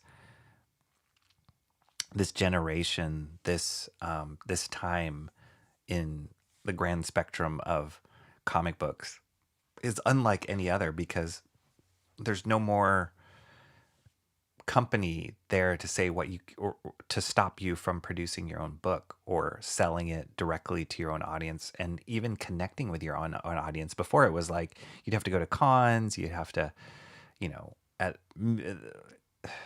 if you were lucky, you wrote a letter to a comic book company and it would get published and somebody would see it maybe, or you knew somebody, or you just take a trip to Marvel and knock on the door and bug them until they let you in to meet somebody. But this day and age with YouTube and social media, like, you can connect to people very directly with very little effort. And I find the artists that can balance that, they can work on cool IP, cool established characters that we all love and adore, and work on their own stuff, like Dana Warren Johnson, like a lot of artists, like Mark Miller. Like he just launched a Kickstarter of his own character with John Romita Jr. And so those guys are like big industry dudes, but they're starting something that's just their own on their own dime, and reaching an audience directly through YouTube, through social media. And, it's funding, and it's going to be amazing, and they're going to own the entire thing. So the people that can do both of those things at the same time are artists that I really, really admire. I think the idea of, hey, I want to grow up to draw Spider-Man one day is becoming less and less appealing, at least for me. And it's more like, I just want to work on my own stuff and connect with an audience that cares about what I have to say as an artist, that resonates with them, and just like, sell directly to them, work directly with them. And there's a lot of artists that are doing that now and seeing that as a viable option. So who knows where it goes. It's kind of exciting though.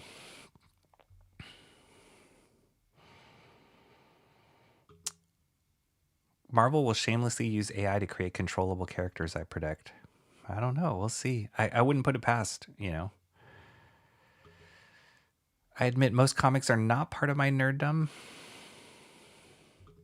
Liefeld was the it thing at the time. Yeah, he had a lot of leverage for sure. He had a lot of leverage, and he moved on it. I think he took advantage of it, which you got to when it's right in front of you.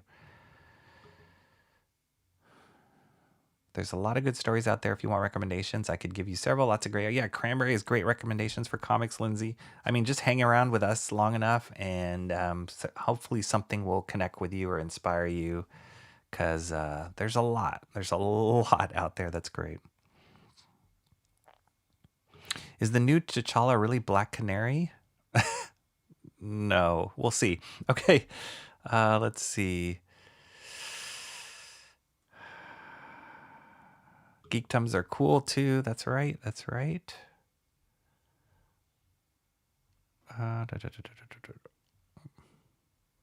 Okay, I think I caught up. Okay, so this is the other book that just launched today, and it's called The World to Come. And so this is part of the Marvel Knights banner, which was started by Joe Quesada when he was working for Marvel. Joe Quesada and I believe Jimmy Palmiotti too, because they were like buddies or like partners, came up with this line Marvel Knights, and it was like reinvention of Daredevil, Black Panther, Black Widow. I think Ghost Rider was part of that too, maybe Moon Knight. Kind of the like darker, grittier characters in the Marvel repertoire. And they reinvented them and they came out with different miniseries. And it was cool. And then, Joe Quesada became chief creative officer or whatever at Marvel and had his hand in mostly everything coming out of Marvel Comics at the time and stayed there for decades. But he's now since left Marvel and is starting his own comic company called, I think it's Amazing Comics. And I thought that was all that he was going to be focused on, like building that up. And he came out with some announcements at previous conventions. But then I heard he was coming back to Marvel to work on this series with the writer Christopher Priest. Is that right? I think it's Christopher Priest. I know his last name's Priest. I think it's Christopher. And this is the same team that he collaborated with on the original Marvel Knights run. And this is like a Black Panther book. So I was really excited about that. I was like, oh my gosh, Joe Quesada coming back to a book. Because after a while, he stopped doing any kind of regular sequential art books or regular books and just would do covers because he was too busy as like a creative officer, didn't have time to be the regular artist and stuff. Every once in a while he would. But Joe Quesada is like incredible. He was incredible in the 90s, early 2000s. He worked on X Factor. We've looked at some of his work before in previous streams. X Factor, Daredevil. He went to Valiant, worked on Ninjak, Exo Man of War. Started his own company called Event Comics, where he came out with that book Ash, which I've talked about a number of times on my stream. And we've seen his style evolve, but I find the best mix of him is when he like balanced this like cartoony exaggeration, which was kind of like Mike Mignola, Todd McFarlane world, and then just solid drawing, solid realism. And he had this nice interplay between both of them. And he came up with some incredible artwork at the time. As his career progressed and he started doing less and less sequential stuff and doing more and more covers, I noticed that his artwork started leaning a lot more towards realism, which is fine. It still is an incredible artist. But it did start losing the fun and the playfulness and just the like craziness of his previous artwork. So let me just see if I can find something just so we can compare.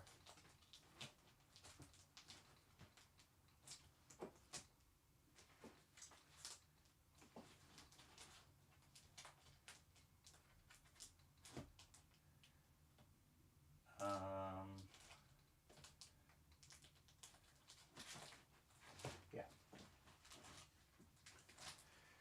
Like this was a cover of his, and we looked at this book before on one of my streams, but look how awesome that cover is. Like just the stark blacks, the like crazy exaggeration, the composition, super dynamic. I mean, this is kind of tame actually for some of his work.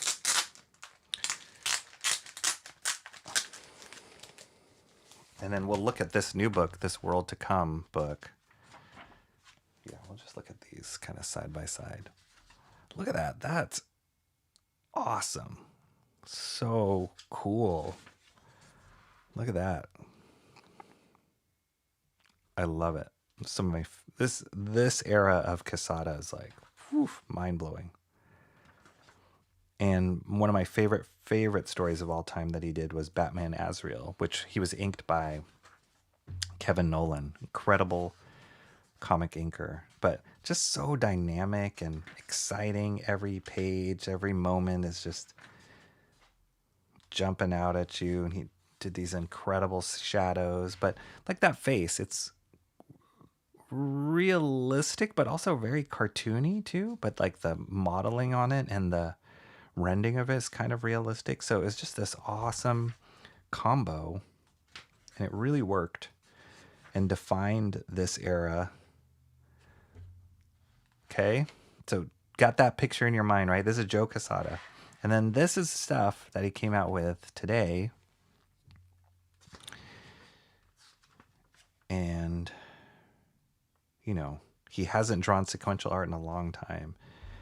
And it's kind of a little stiff, if I were to be honest. Like, I mean, that's a great drawing, great lighting, but it's also hyper real. And it loses something. Like, here's Black. I mean, it just kind of loses something to me. It's like cool, but it's not. Like, that face is very real compared to like this kind of stuff. Same artist. Isn't that nuts? The coloring too is like overly rendered. Like, all this coloring is like, oh my gosh, like, calm down. But this is the direction that he wants his artwork to go, you know? It's not bad, but it's very different than what he used to do. Like, yeah, that's cool, but it's a little stiff compared to like that. Bam. And I think this was in, even in that, I believe either this was in a Rob Liefeld podcast. He has a podcast called Robservations that you can listen to. Or it was in the interview with Mark Miller. Either way, Rob Liefeld was saying that when Joe was in at Marvel in the high up position, creative position, he was pushing for more realism. And because they were convinced that was the direction that comics needed to go. It had to be more realistic. And so it's reflected in his own artwork. But I don't know, it just loses the cartooniness, loses the excitement that I had for Joe Quesada's work. It's all good. It's just not as exciting. Like, it's like you could just look at a photograph of that, right? Yeah. I don't know.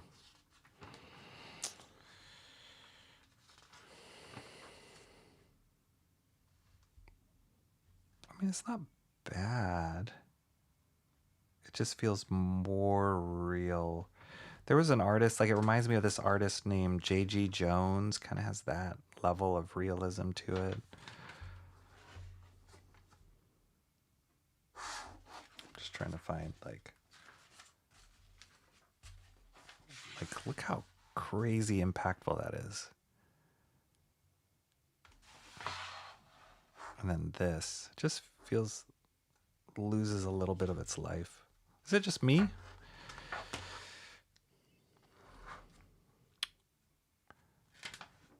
And then this is what you guys were talking about earlier. The white air of Wakanda. White boy. Like, what? What is going on here?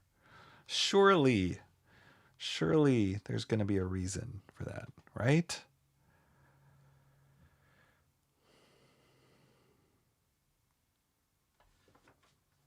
Okay, and then let me catch up in the chat, but then I'll talk about the rest of this book. This is the end of this first book right here. Let's see.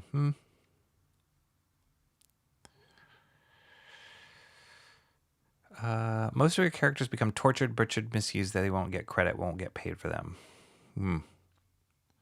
When Rocky read my Black Canary joke. Wait. Is the new T'Challa really Black Canary? Black Canary. I didn't get it, John. I totally missed it. Uh, wave your geek flag. Lindsay Rose, man. She's just cooking. Cooking on the links now. Love it. It's okay, Lindsay Rose. I love it. Just go for it. I'm 75% into his new stuff. The desire for realism. Yeah. I don't know. It's like it loses something for me. And I think like if I didn't know that he used to draw like this, maybe it wouldn't bother me as much. And because it's been so long since I've seen sequential Quesada artwork, I was like really looking forward to it. But this just felt like, I don't know. This was not what I was expecting. Didn't excite me. Didn't get me super excited.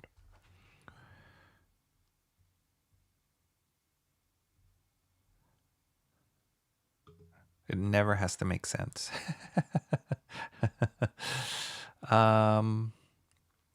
It's not just me. Okay. Good. I'm glad to hear that. Okay.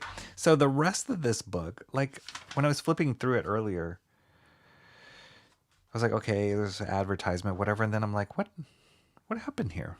Why do we have half a page empty? And then I kept going and I'm like, wait, why is it half a page empty again? They just put a glossary, like in big type, these terms here. It's like, what a waste of space. And then what? Half the page is like blank here, just with a commentary or a letters page from the editor or whatever. Tons more ads, all these weird extra ads here, commentary, and then this huge like next month, and then this image here from Joe Quesada. It's weird, like a lot of like unnecessary layouts here. I feel like Quesada only drew maybe like, I don't know, I guess we can count it. It just felt like a bunch of filler. 1, 2, 3, 4, 5, 6,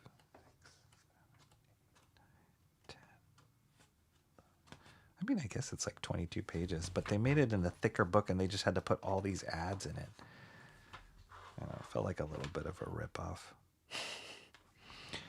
Meh. Why am I poo-pooing on this so much? I don't know. Hopefully the story's interesting enough.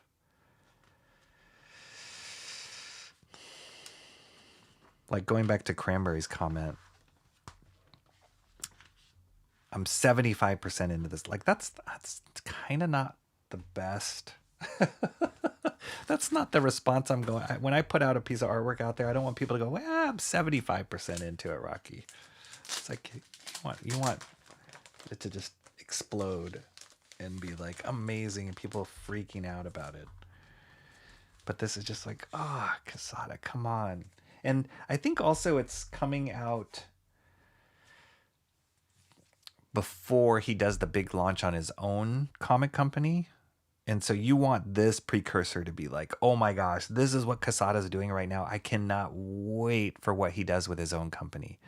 But after seeing this, I'm like, is this other books gonna be kind of like this? Because I think he's doing like some Shakespeare story or some historical story as one of his first stories at Amazing Comics. And I'm like, is it gonna feel like this? Kind of stiff, kind of like not super exciting. I'm not sure. Makes sense from the nostalgia angle. Maybe I'm just too stuck on his old stuff. I mean, I know as artists, you got to evolve. You got to move forward. Panel is absolutely hilarious. It was done solely for controversial attention. Yes, I can totally feel that. And I hope that it makes sense with the second issue. And it's not just for shock factor. Like I hope is going somewhere. But I'm a little anxious that it's not.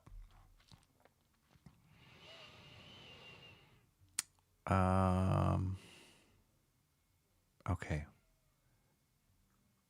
Cran and I had a whole debate about the second book, John. Gosh. This is a long-standing conversation that's continuing here. All right, so that was it. World to Come was the last book. So these two were the first issues. Imperial #1, World to Come. And then these were the little ending issues. Hack and Slash Body Bags. The Moon is Following Us Today. This was my haul from today. Okay. So, how much time do I got? Probably like about 15 minutes or so. So, I'm going to put this out there. Let's just go with it. I'm going to put this out there. Some things that I am considering for master study. We'll see. I kind of know Mo Biggs might respond to one of these.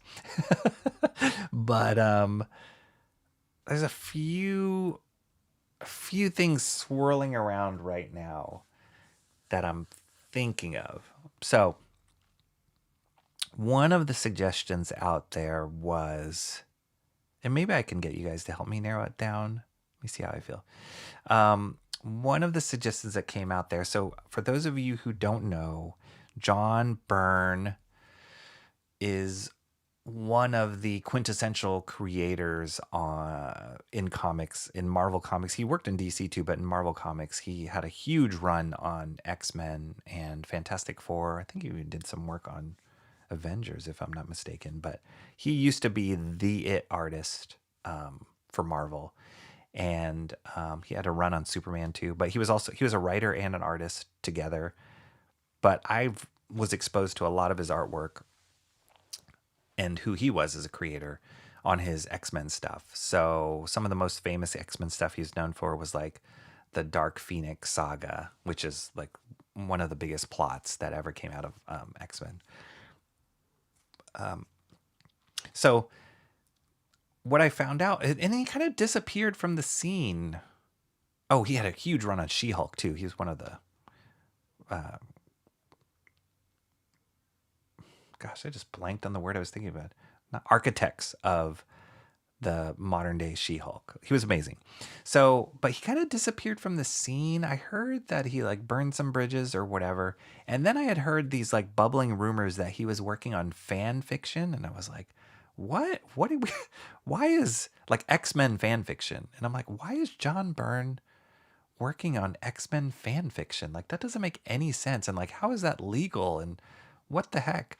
So I did a little digging, and my buddy Alan Lau, who he has been in my chat before, sent me the link. So I guess the series is called X-Men Elsewhen, and he's been posting this up on a bulletin board.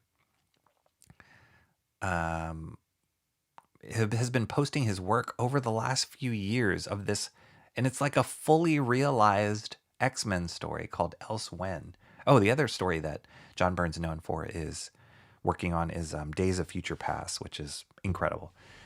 And anyway, so he did this story called Elsewhen, and the amazing thing about it is he posts up scans of every page on this bulletin board, and I found my friend Alan sent me the link, and I just started downloading all the pages. I actually haven't read the story yet, but I just let me get it up on screen here.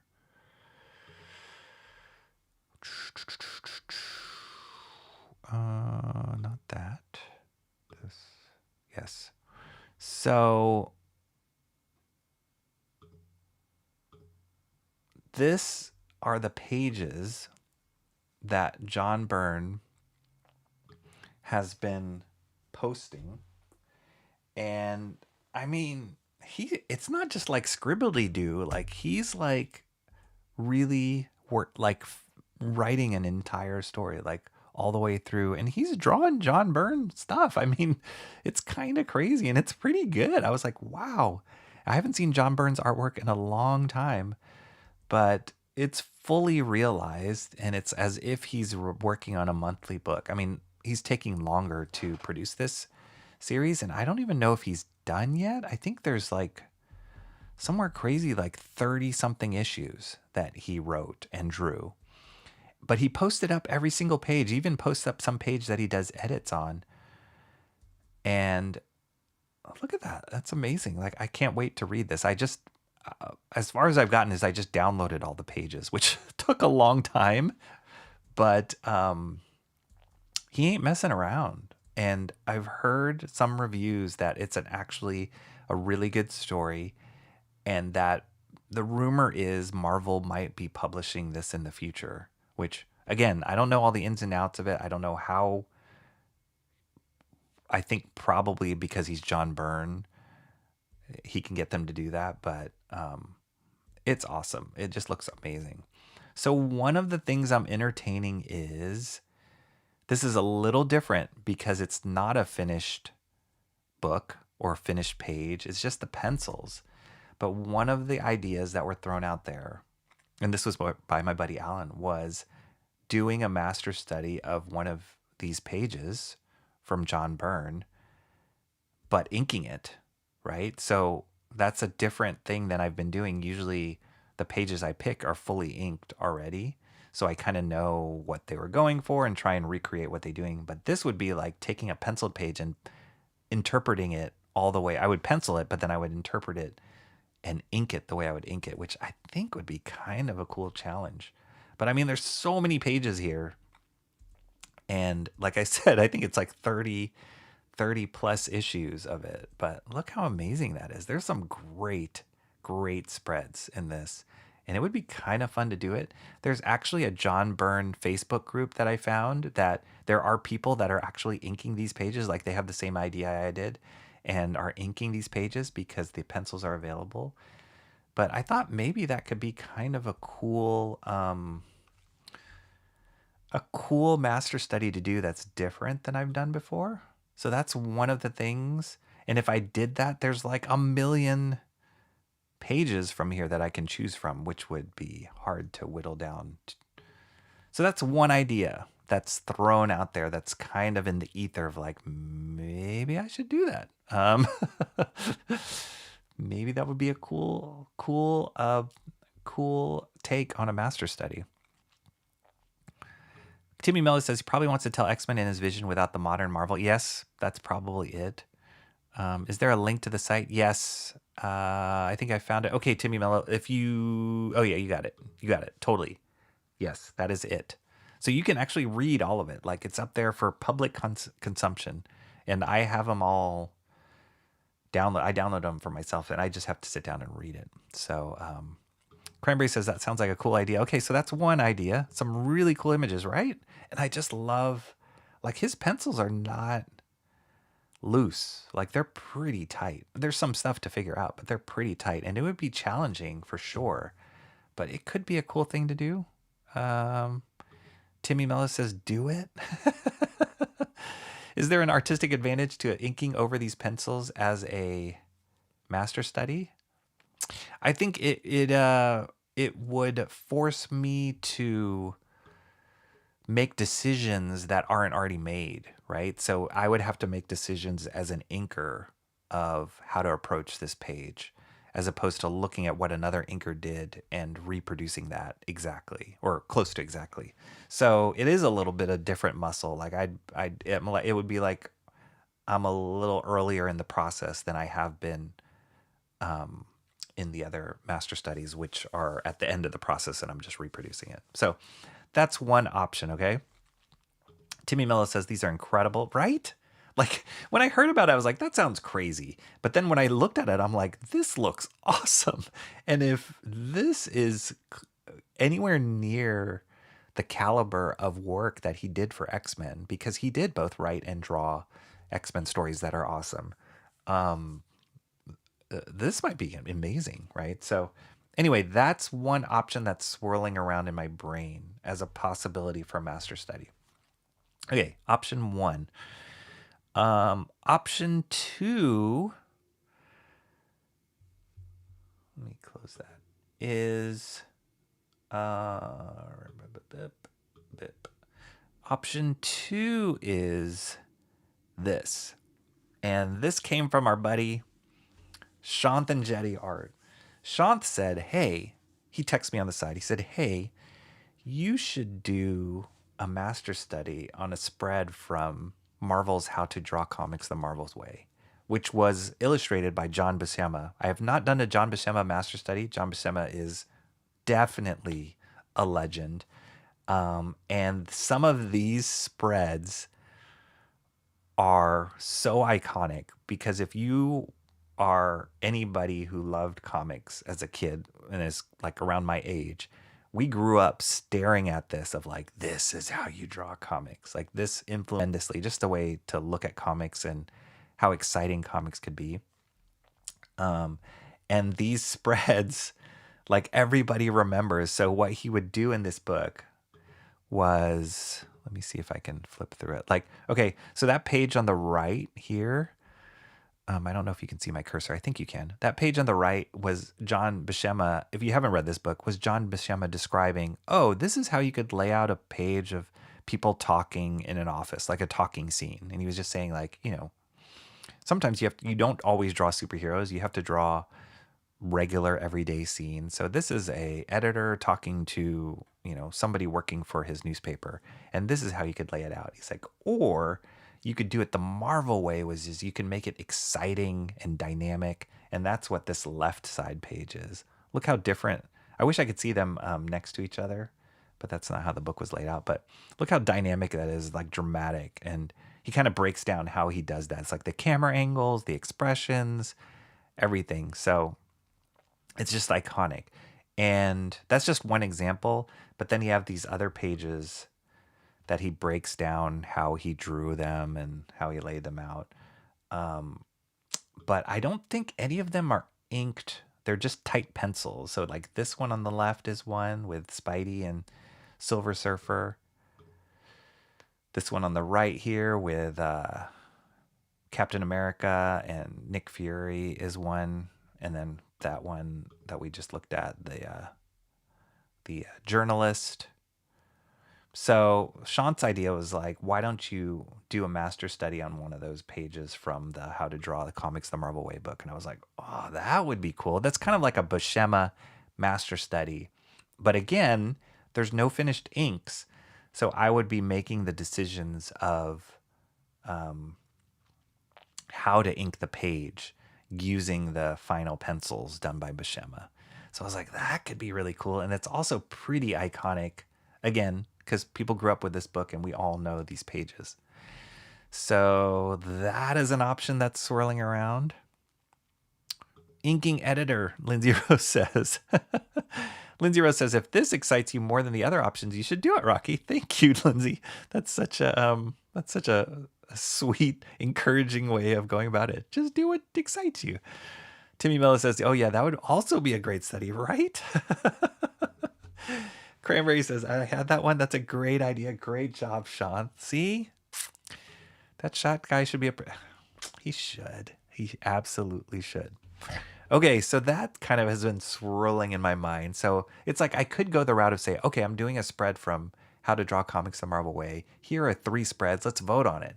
But I was like, oh, it's almost like bigger buckets. There's like, it could be the How to Draw the Marvel Comics Way. Could be the John Byrne, Elsewhen story. And then this is the third thing. This is kind of why I feel like I need my poll to start the poll. I don't know. I'm a mess.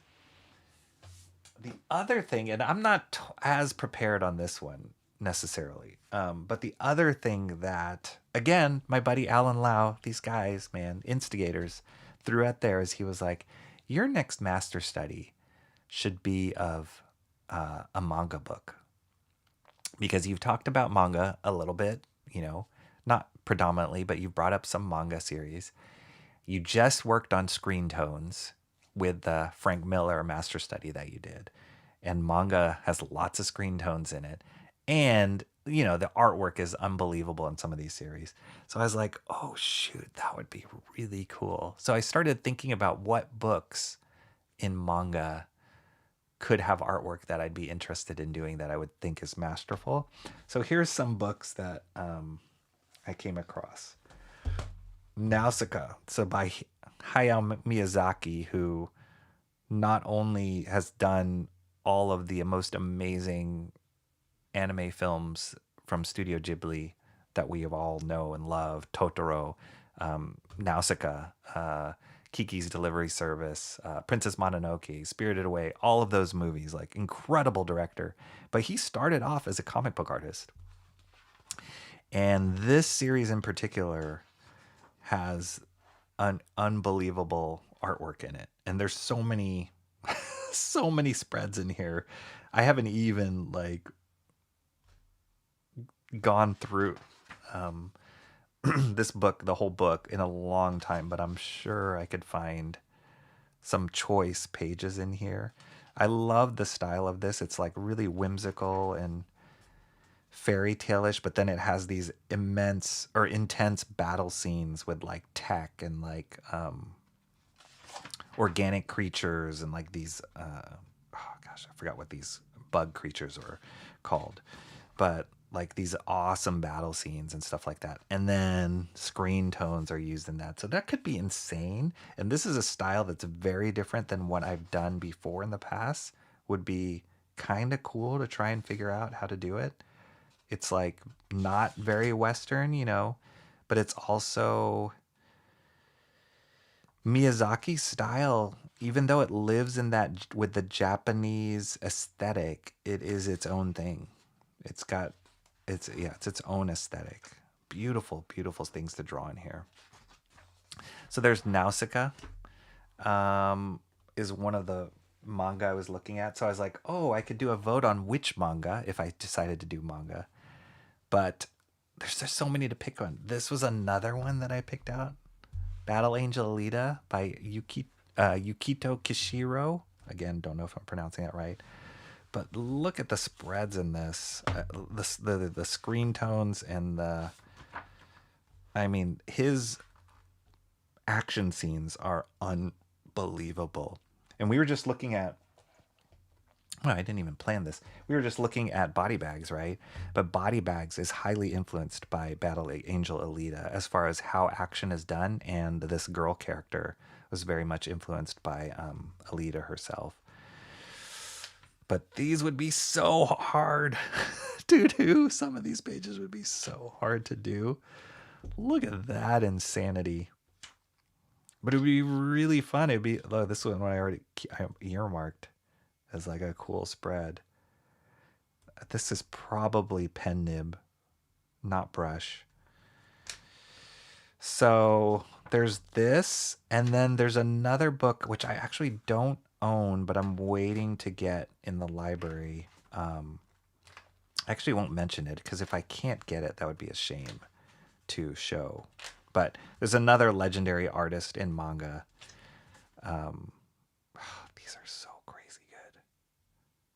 Like these lines, like where do you even go with these lines? It's insane. They're action lines. The Japanese, nobody does action lines better than the Japanese. Daniel Warren Johnson's highly influenced by Japanese manga, and yet he's taken it his own Western route. Oh, this artwork is crazy good. So yeah. So should I do a master study for manga? Would that be a cool option? Would that be a cool direction to go? Nausicaa would be good. We know what the next master study Mark. Mark, we gotta I'm with you, man. I'm with you. But that, I think it's in its own category. Okay, Mark, trust me on that one. It's going to be in its own category. So hang in there. Stick with me.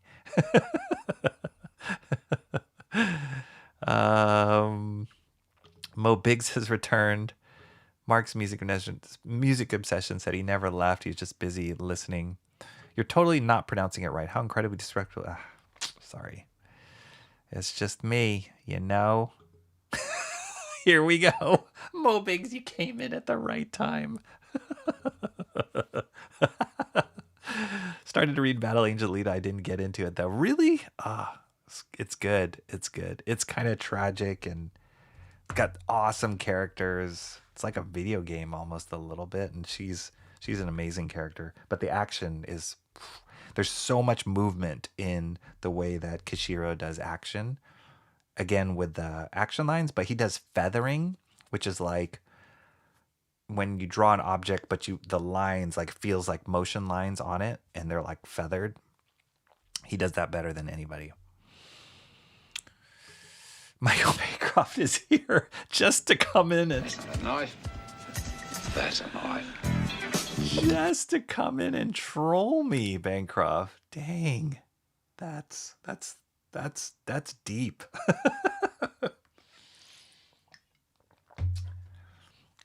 So anyway, that's where I'm at. I don't know. What do you guys think? Like, should I make a poll?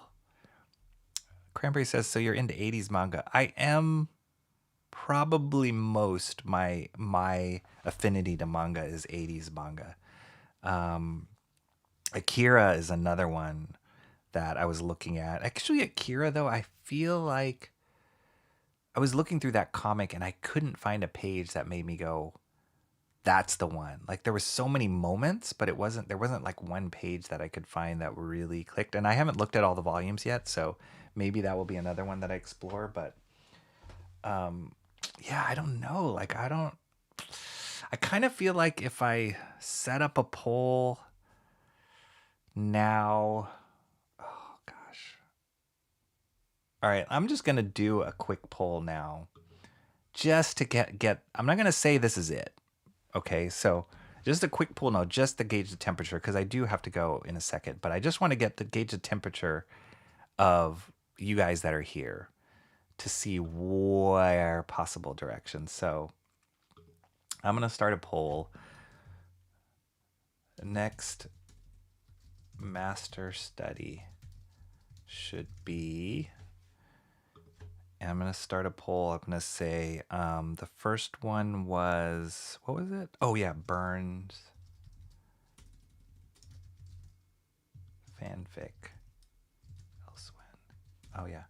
Byrne's X-Men fanfic. I'll just say Elsewhen. Fanfic.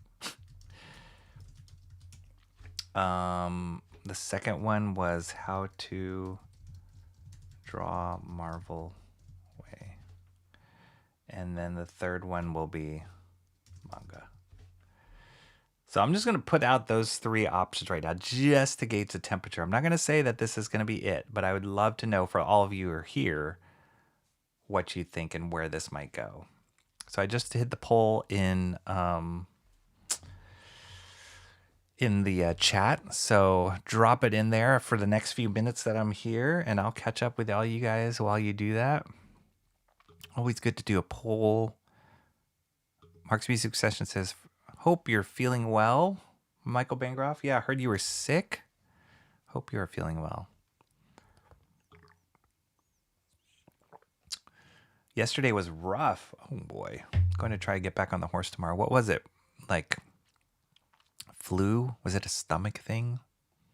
Hopefully it wasn't a stomach thing. Lindsay Rose says, I can't figure what you want to do. Me neither. That's why I'm so confused.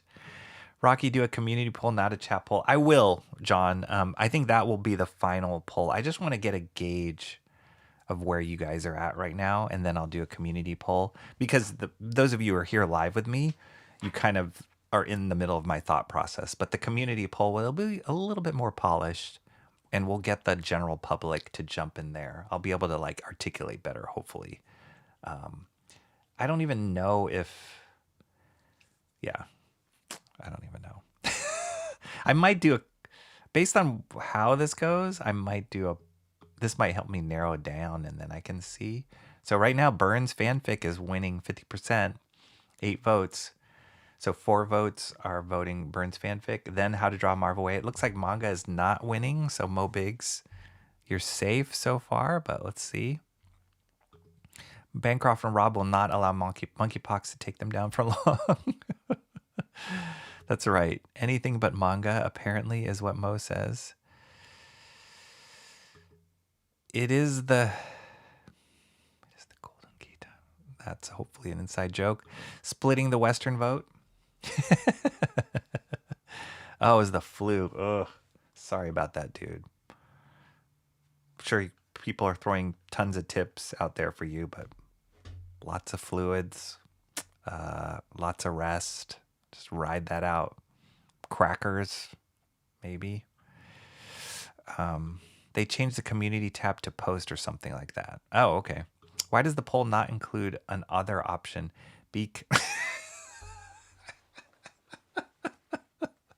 Mark, it's separate. It's separate. It's its own category, okay? Don't worry. It's not going to disappear. It will be there.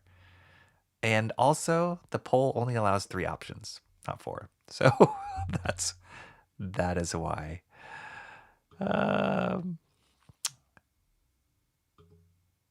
Golden Gate Time is an Australian. No, it's not. Is it really? That is the worst name ever. Or the best name, depending on where you fall. Golden Gate Time is an Aussie ice cream treat, which is one of the big recipes. That's frightening. All right. As I see it, okay, I'm going to give this 60 more seconds. 8 votes. Anybody out there who hasn't vote now. But Byrne's fanfic is winning by a marginal lead. Well, marginal lead. No, by a considerable lead. I missed not that many votes, but it's winning. 50%. Mobeg says, it gets better. The slogan is, it's hard to... That can't be right. Or somebody is a genius. Somebody's a genius. I think some of the best ads out there, I see those posts where they're like, this never aired in America, but they're like these crazy inappropriate ads that that show in like Europe or the UK or whatever. John's asking, Shelby, did you vote? Comrade Sammy, did you vote? Fluids and crackers, yeah.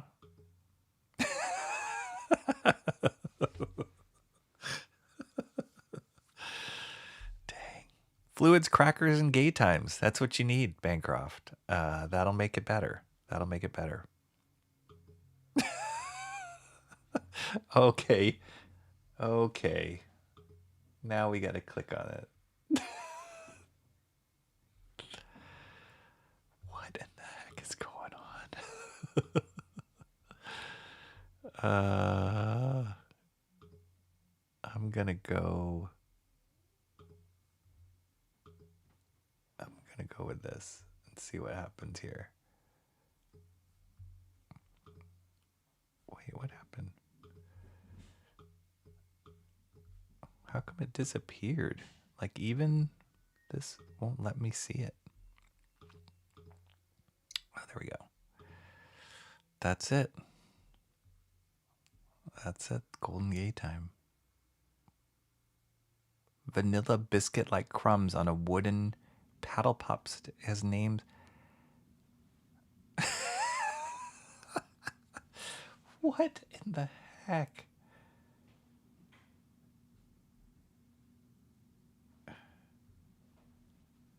Gay Time has also collaborated with various other companies to release Gay Time flavored video. Oh my goodness. This is the winner right here. Fruit Loops. Or plant-based. Salty Gay Time. Here we go. There's the tagline. Oh my gosh. This is ridiculously hilarious. Well, you learn something new every day. You learn something new every day. American Shelby says, why is this Byrne thing on your poll, Rocky? Because we're trying to figure out master study, Shelby. Come on.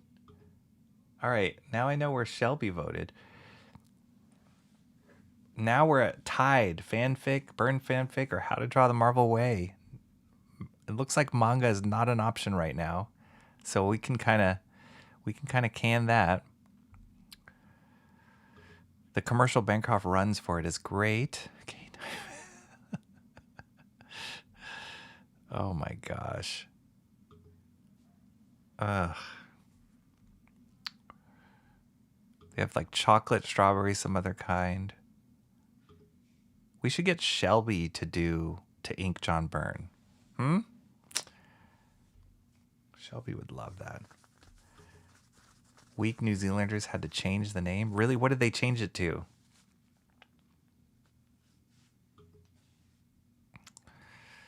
They already used the Golden Gate Time brand for self-massage. Oh. All right, we get it. We get it. Okay, it didn't make it. Can that while Gate Time is being discussed in the chat is a bad word choice. Can that? Oh my gosh. Stop. Manga did not get purchased in the poll. All right. I get it. I get it. It's 10 votes. We're tied. So Byrne's fanfic or How to Draw the Marvel Way are kind of. Lindsay Rose says, I promise I didn't vote for manga.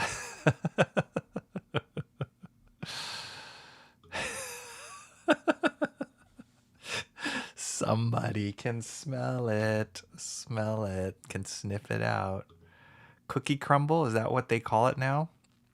Instead of Golden Gay Time? Doesn't quite have the same ring to it. Oh, sorry. I'm in the wrong mode. That was ridiculous what you guys were just watching. I always get caught up with the preview mode versus publish mode. Sorry about that. Okay, well, it looks like the poll is tied at Byrne's fanfic or How to Draw the Marvel Way. So,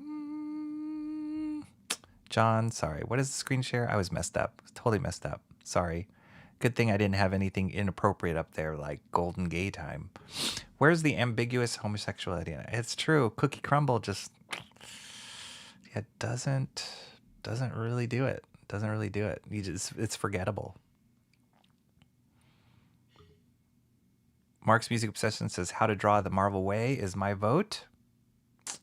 Lindsay Rose says I voted Byrne. Sure.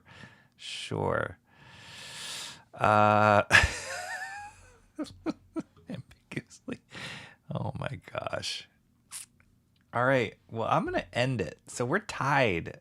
Now, like I said, it's not going to be the final vote, but I can see where the chat. So that makes me seem that I don't need to go down the manga route just yet and see. I can kind of take that off the table and I can wrestle with this How to Draw the Marvel Way or the Byrne's fanfic. Although Shelby might disown this channel if I go the Byrne route. It seems like it. So that wouldn't be good because Shelby's a good dude. He's got good taste. So that wouldn't be good. But come on, Shelby. Let me know if you want the link. I can link you to the Byrne fanfic and all of those pages, which I meticulously downloaded and had to rename because some of his naming convention was off. And so it was out of order. It's really confusing. But there's a lot of pages. So we shall see. We shall see. But maybe I should read it first. I don't know. Lindsay Rose says Rocky seems the most excited about Byrne's. I'm a big fan of John Byrne. Your lips are moving faster than your voice. Now you look dubbed. Really? What is going on? What is going on? It might be the stream is lagging. Who knows? That's also I think that's my cue to end this. Should do both Byrne and How to Draw, just not at the same time. I could just stagger it. You know, one could be the next one and then the other one can be after that. That's possible. So it's off. It lost sync. Dang it. It lagged. Well, I don't know how to fix that in the fly other than ending this. So let's see. What if I move to this, switch to that, switch back to this? Does that help? Nothing? It's okay. I'm ending it soon, guys. Sorry about the delay.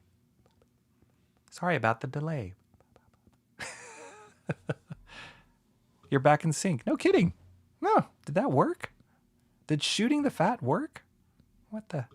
What's the original file names of the zips? I'll see what I'm missing. So there was some numbers that he threw in there.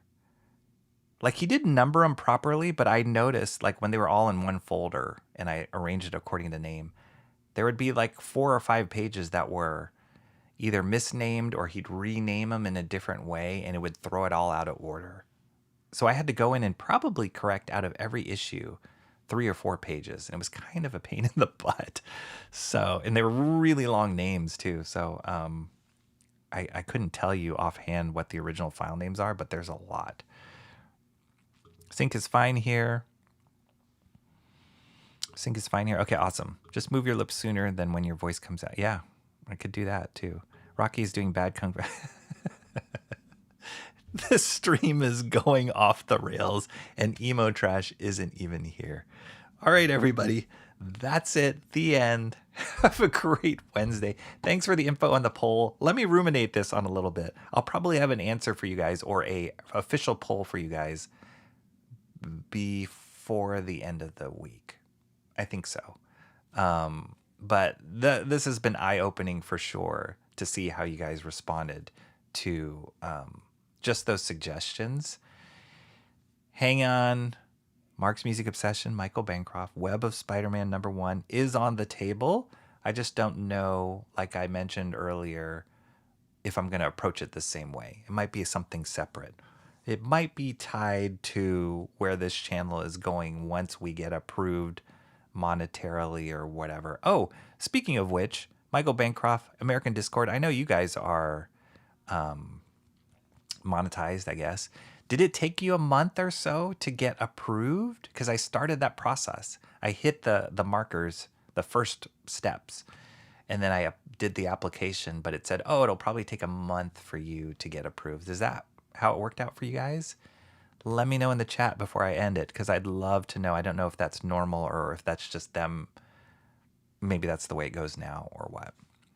Here's Timmy Mello just dropped. Here's just the link for the Elsewhen. Nice. Yeah, go check it out, guys. Read it and let me know what you think. I will try and read it this week too, because I think it'd be important to understand the story. But I heard it was good. I heard it was good. Shelby says, I got the updated final 2 that were uploaded and fixed, but might be missing 2 in-betweens. Yeah. I think once I read it, I'll know. I'll know where I'm at. Mo Big says, hail Rocky, hail the chat. All right, that's good. Thanks, Rocky. Chew that cud. aka Ruminate. Missing book 28. Don't end it. Book, the whole book 28? I think I have all of them. Let me look. Oh, shoot. I think I have all of them. There are, yeah, I have all of them. There's 32. Well, at least I have 32 issues right now. And I have all the pages of 28. There's 20 pages in there of 28. But DM me, Shelby, if you need something out of this mix. I think I have all the pages. I think I have all of them in it. So, yeah, DM me if you're missing something. Like the whole book of 28, I can upload it for you. Ciao, Rocky, and everybody specifically in the chat. Shelby says it's random for monetization. You'll get an email. Okay. I guess I'm just waiting, right? No audio, Rocky, only clips. Hopefully not talking about... not talking about what? More like a week, I think, but that was back in 2019. Dang, dropping the mic. He's like, oh no, I got monetized 6 years ago, so it was like a week back then. I have up to 31 minus book 28. I got the full res zips from one of his mods, but he forgot 28. Oh, I don't even... I can drop you 28. I don't even... Maybe I just downloaded them from that link. I don't know if they're full res or the highest resolution that's out there. But I was just downloading them from that page. So if you need them, let me know. I'll post you a link for 28. Hello, some person's here. What's up, some person? Right when I'm shutting down, dude. Didn't even get to vote in the chat. But anyway, great to see you. Go watch the stream. Go watch the stream. Go watch the replay. And let me know in the comments. I asked a question. I popped a poll in the chat Just trying to think of what the next master study should be. So if you want to contribute, let me know in the comments. Some person that choices were Byrne fanfic called Elsewhen, doing a page from that, doing a page from how to draw comics the Marvel way, which is John Buscema art, or a couple manga options, which it didn't seem like people were in favor of that, which is surprising. I think Mo Biggs just spoke louder than everybody else. Maybe Lindsay wanted me to do manga. Shelby says I was monetized 3 seconds after thinking about a flying. Shut up.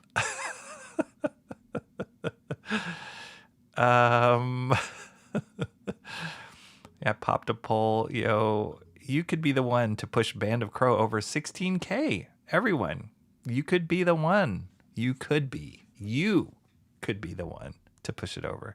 Go back the book. Thinking seconds on later. Do it, John. Lindsay, view Byrne.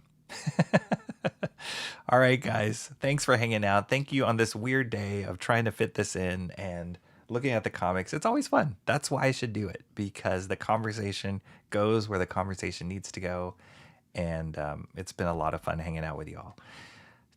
Talk to you later. Keep your eyes peeled. I will post out sometime, hopefully this week, an official poll of where we're going with the next master study. I'll figure that out. And thanks for the input. Talk to you soon. Go read some more comics, and I'll catch you around the next time. Take care. Bye-bye.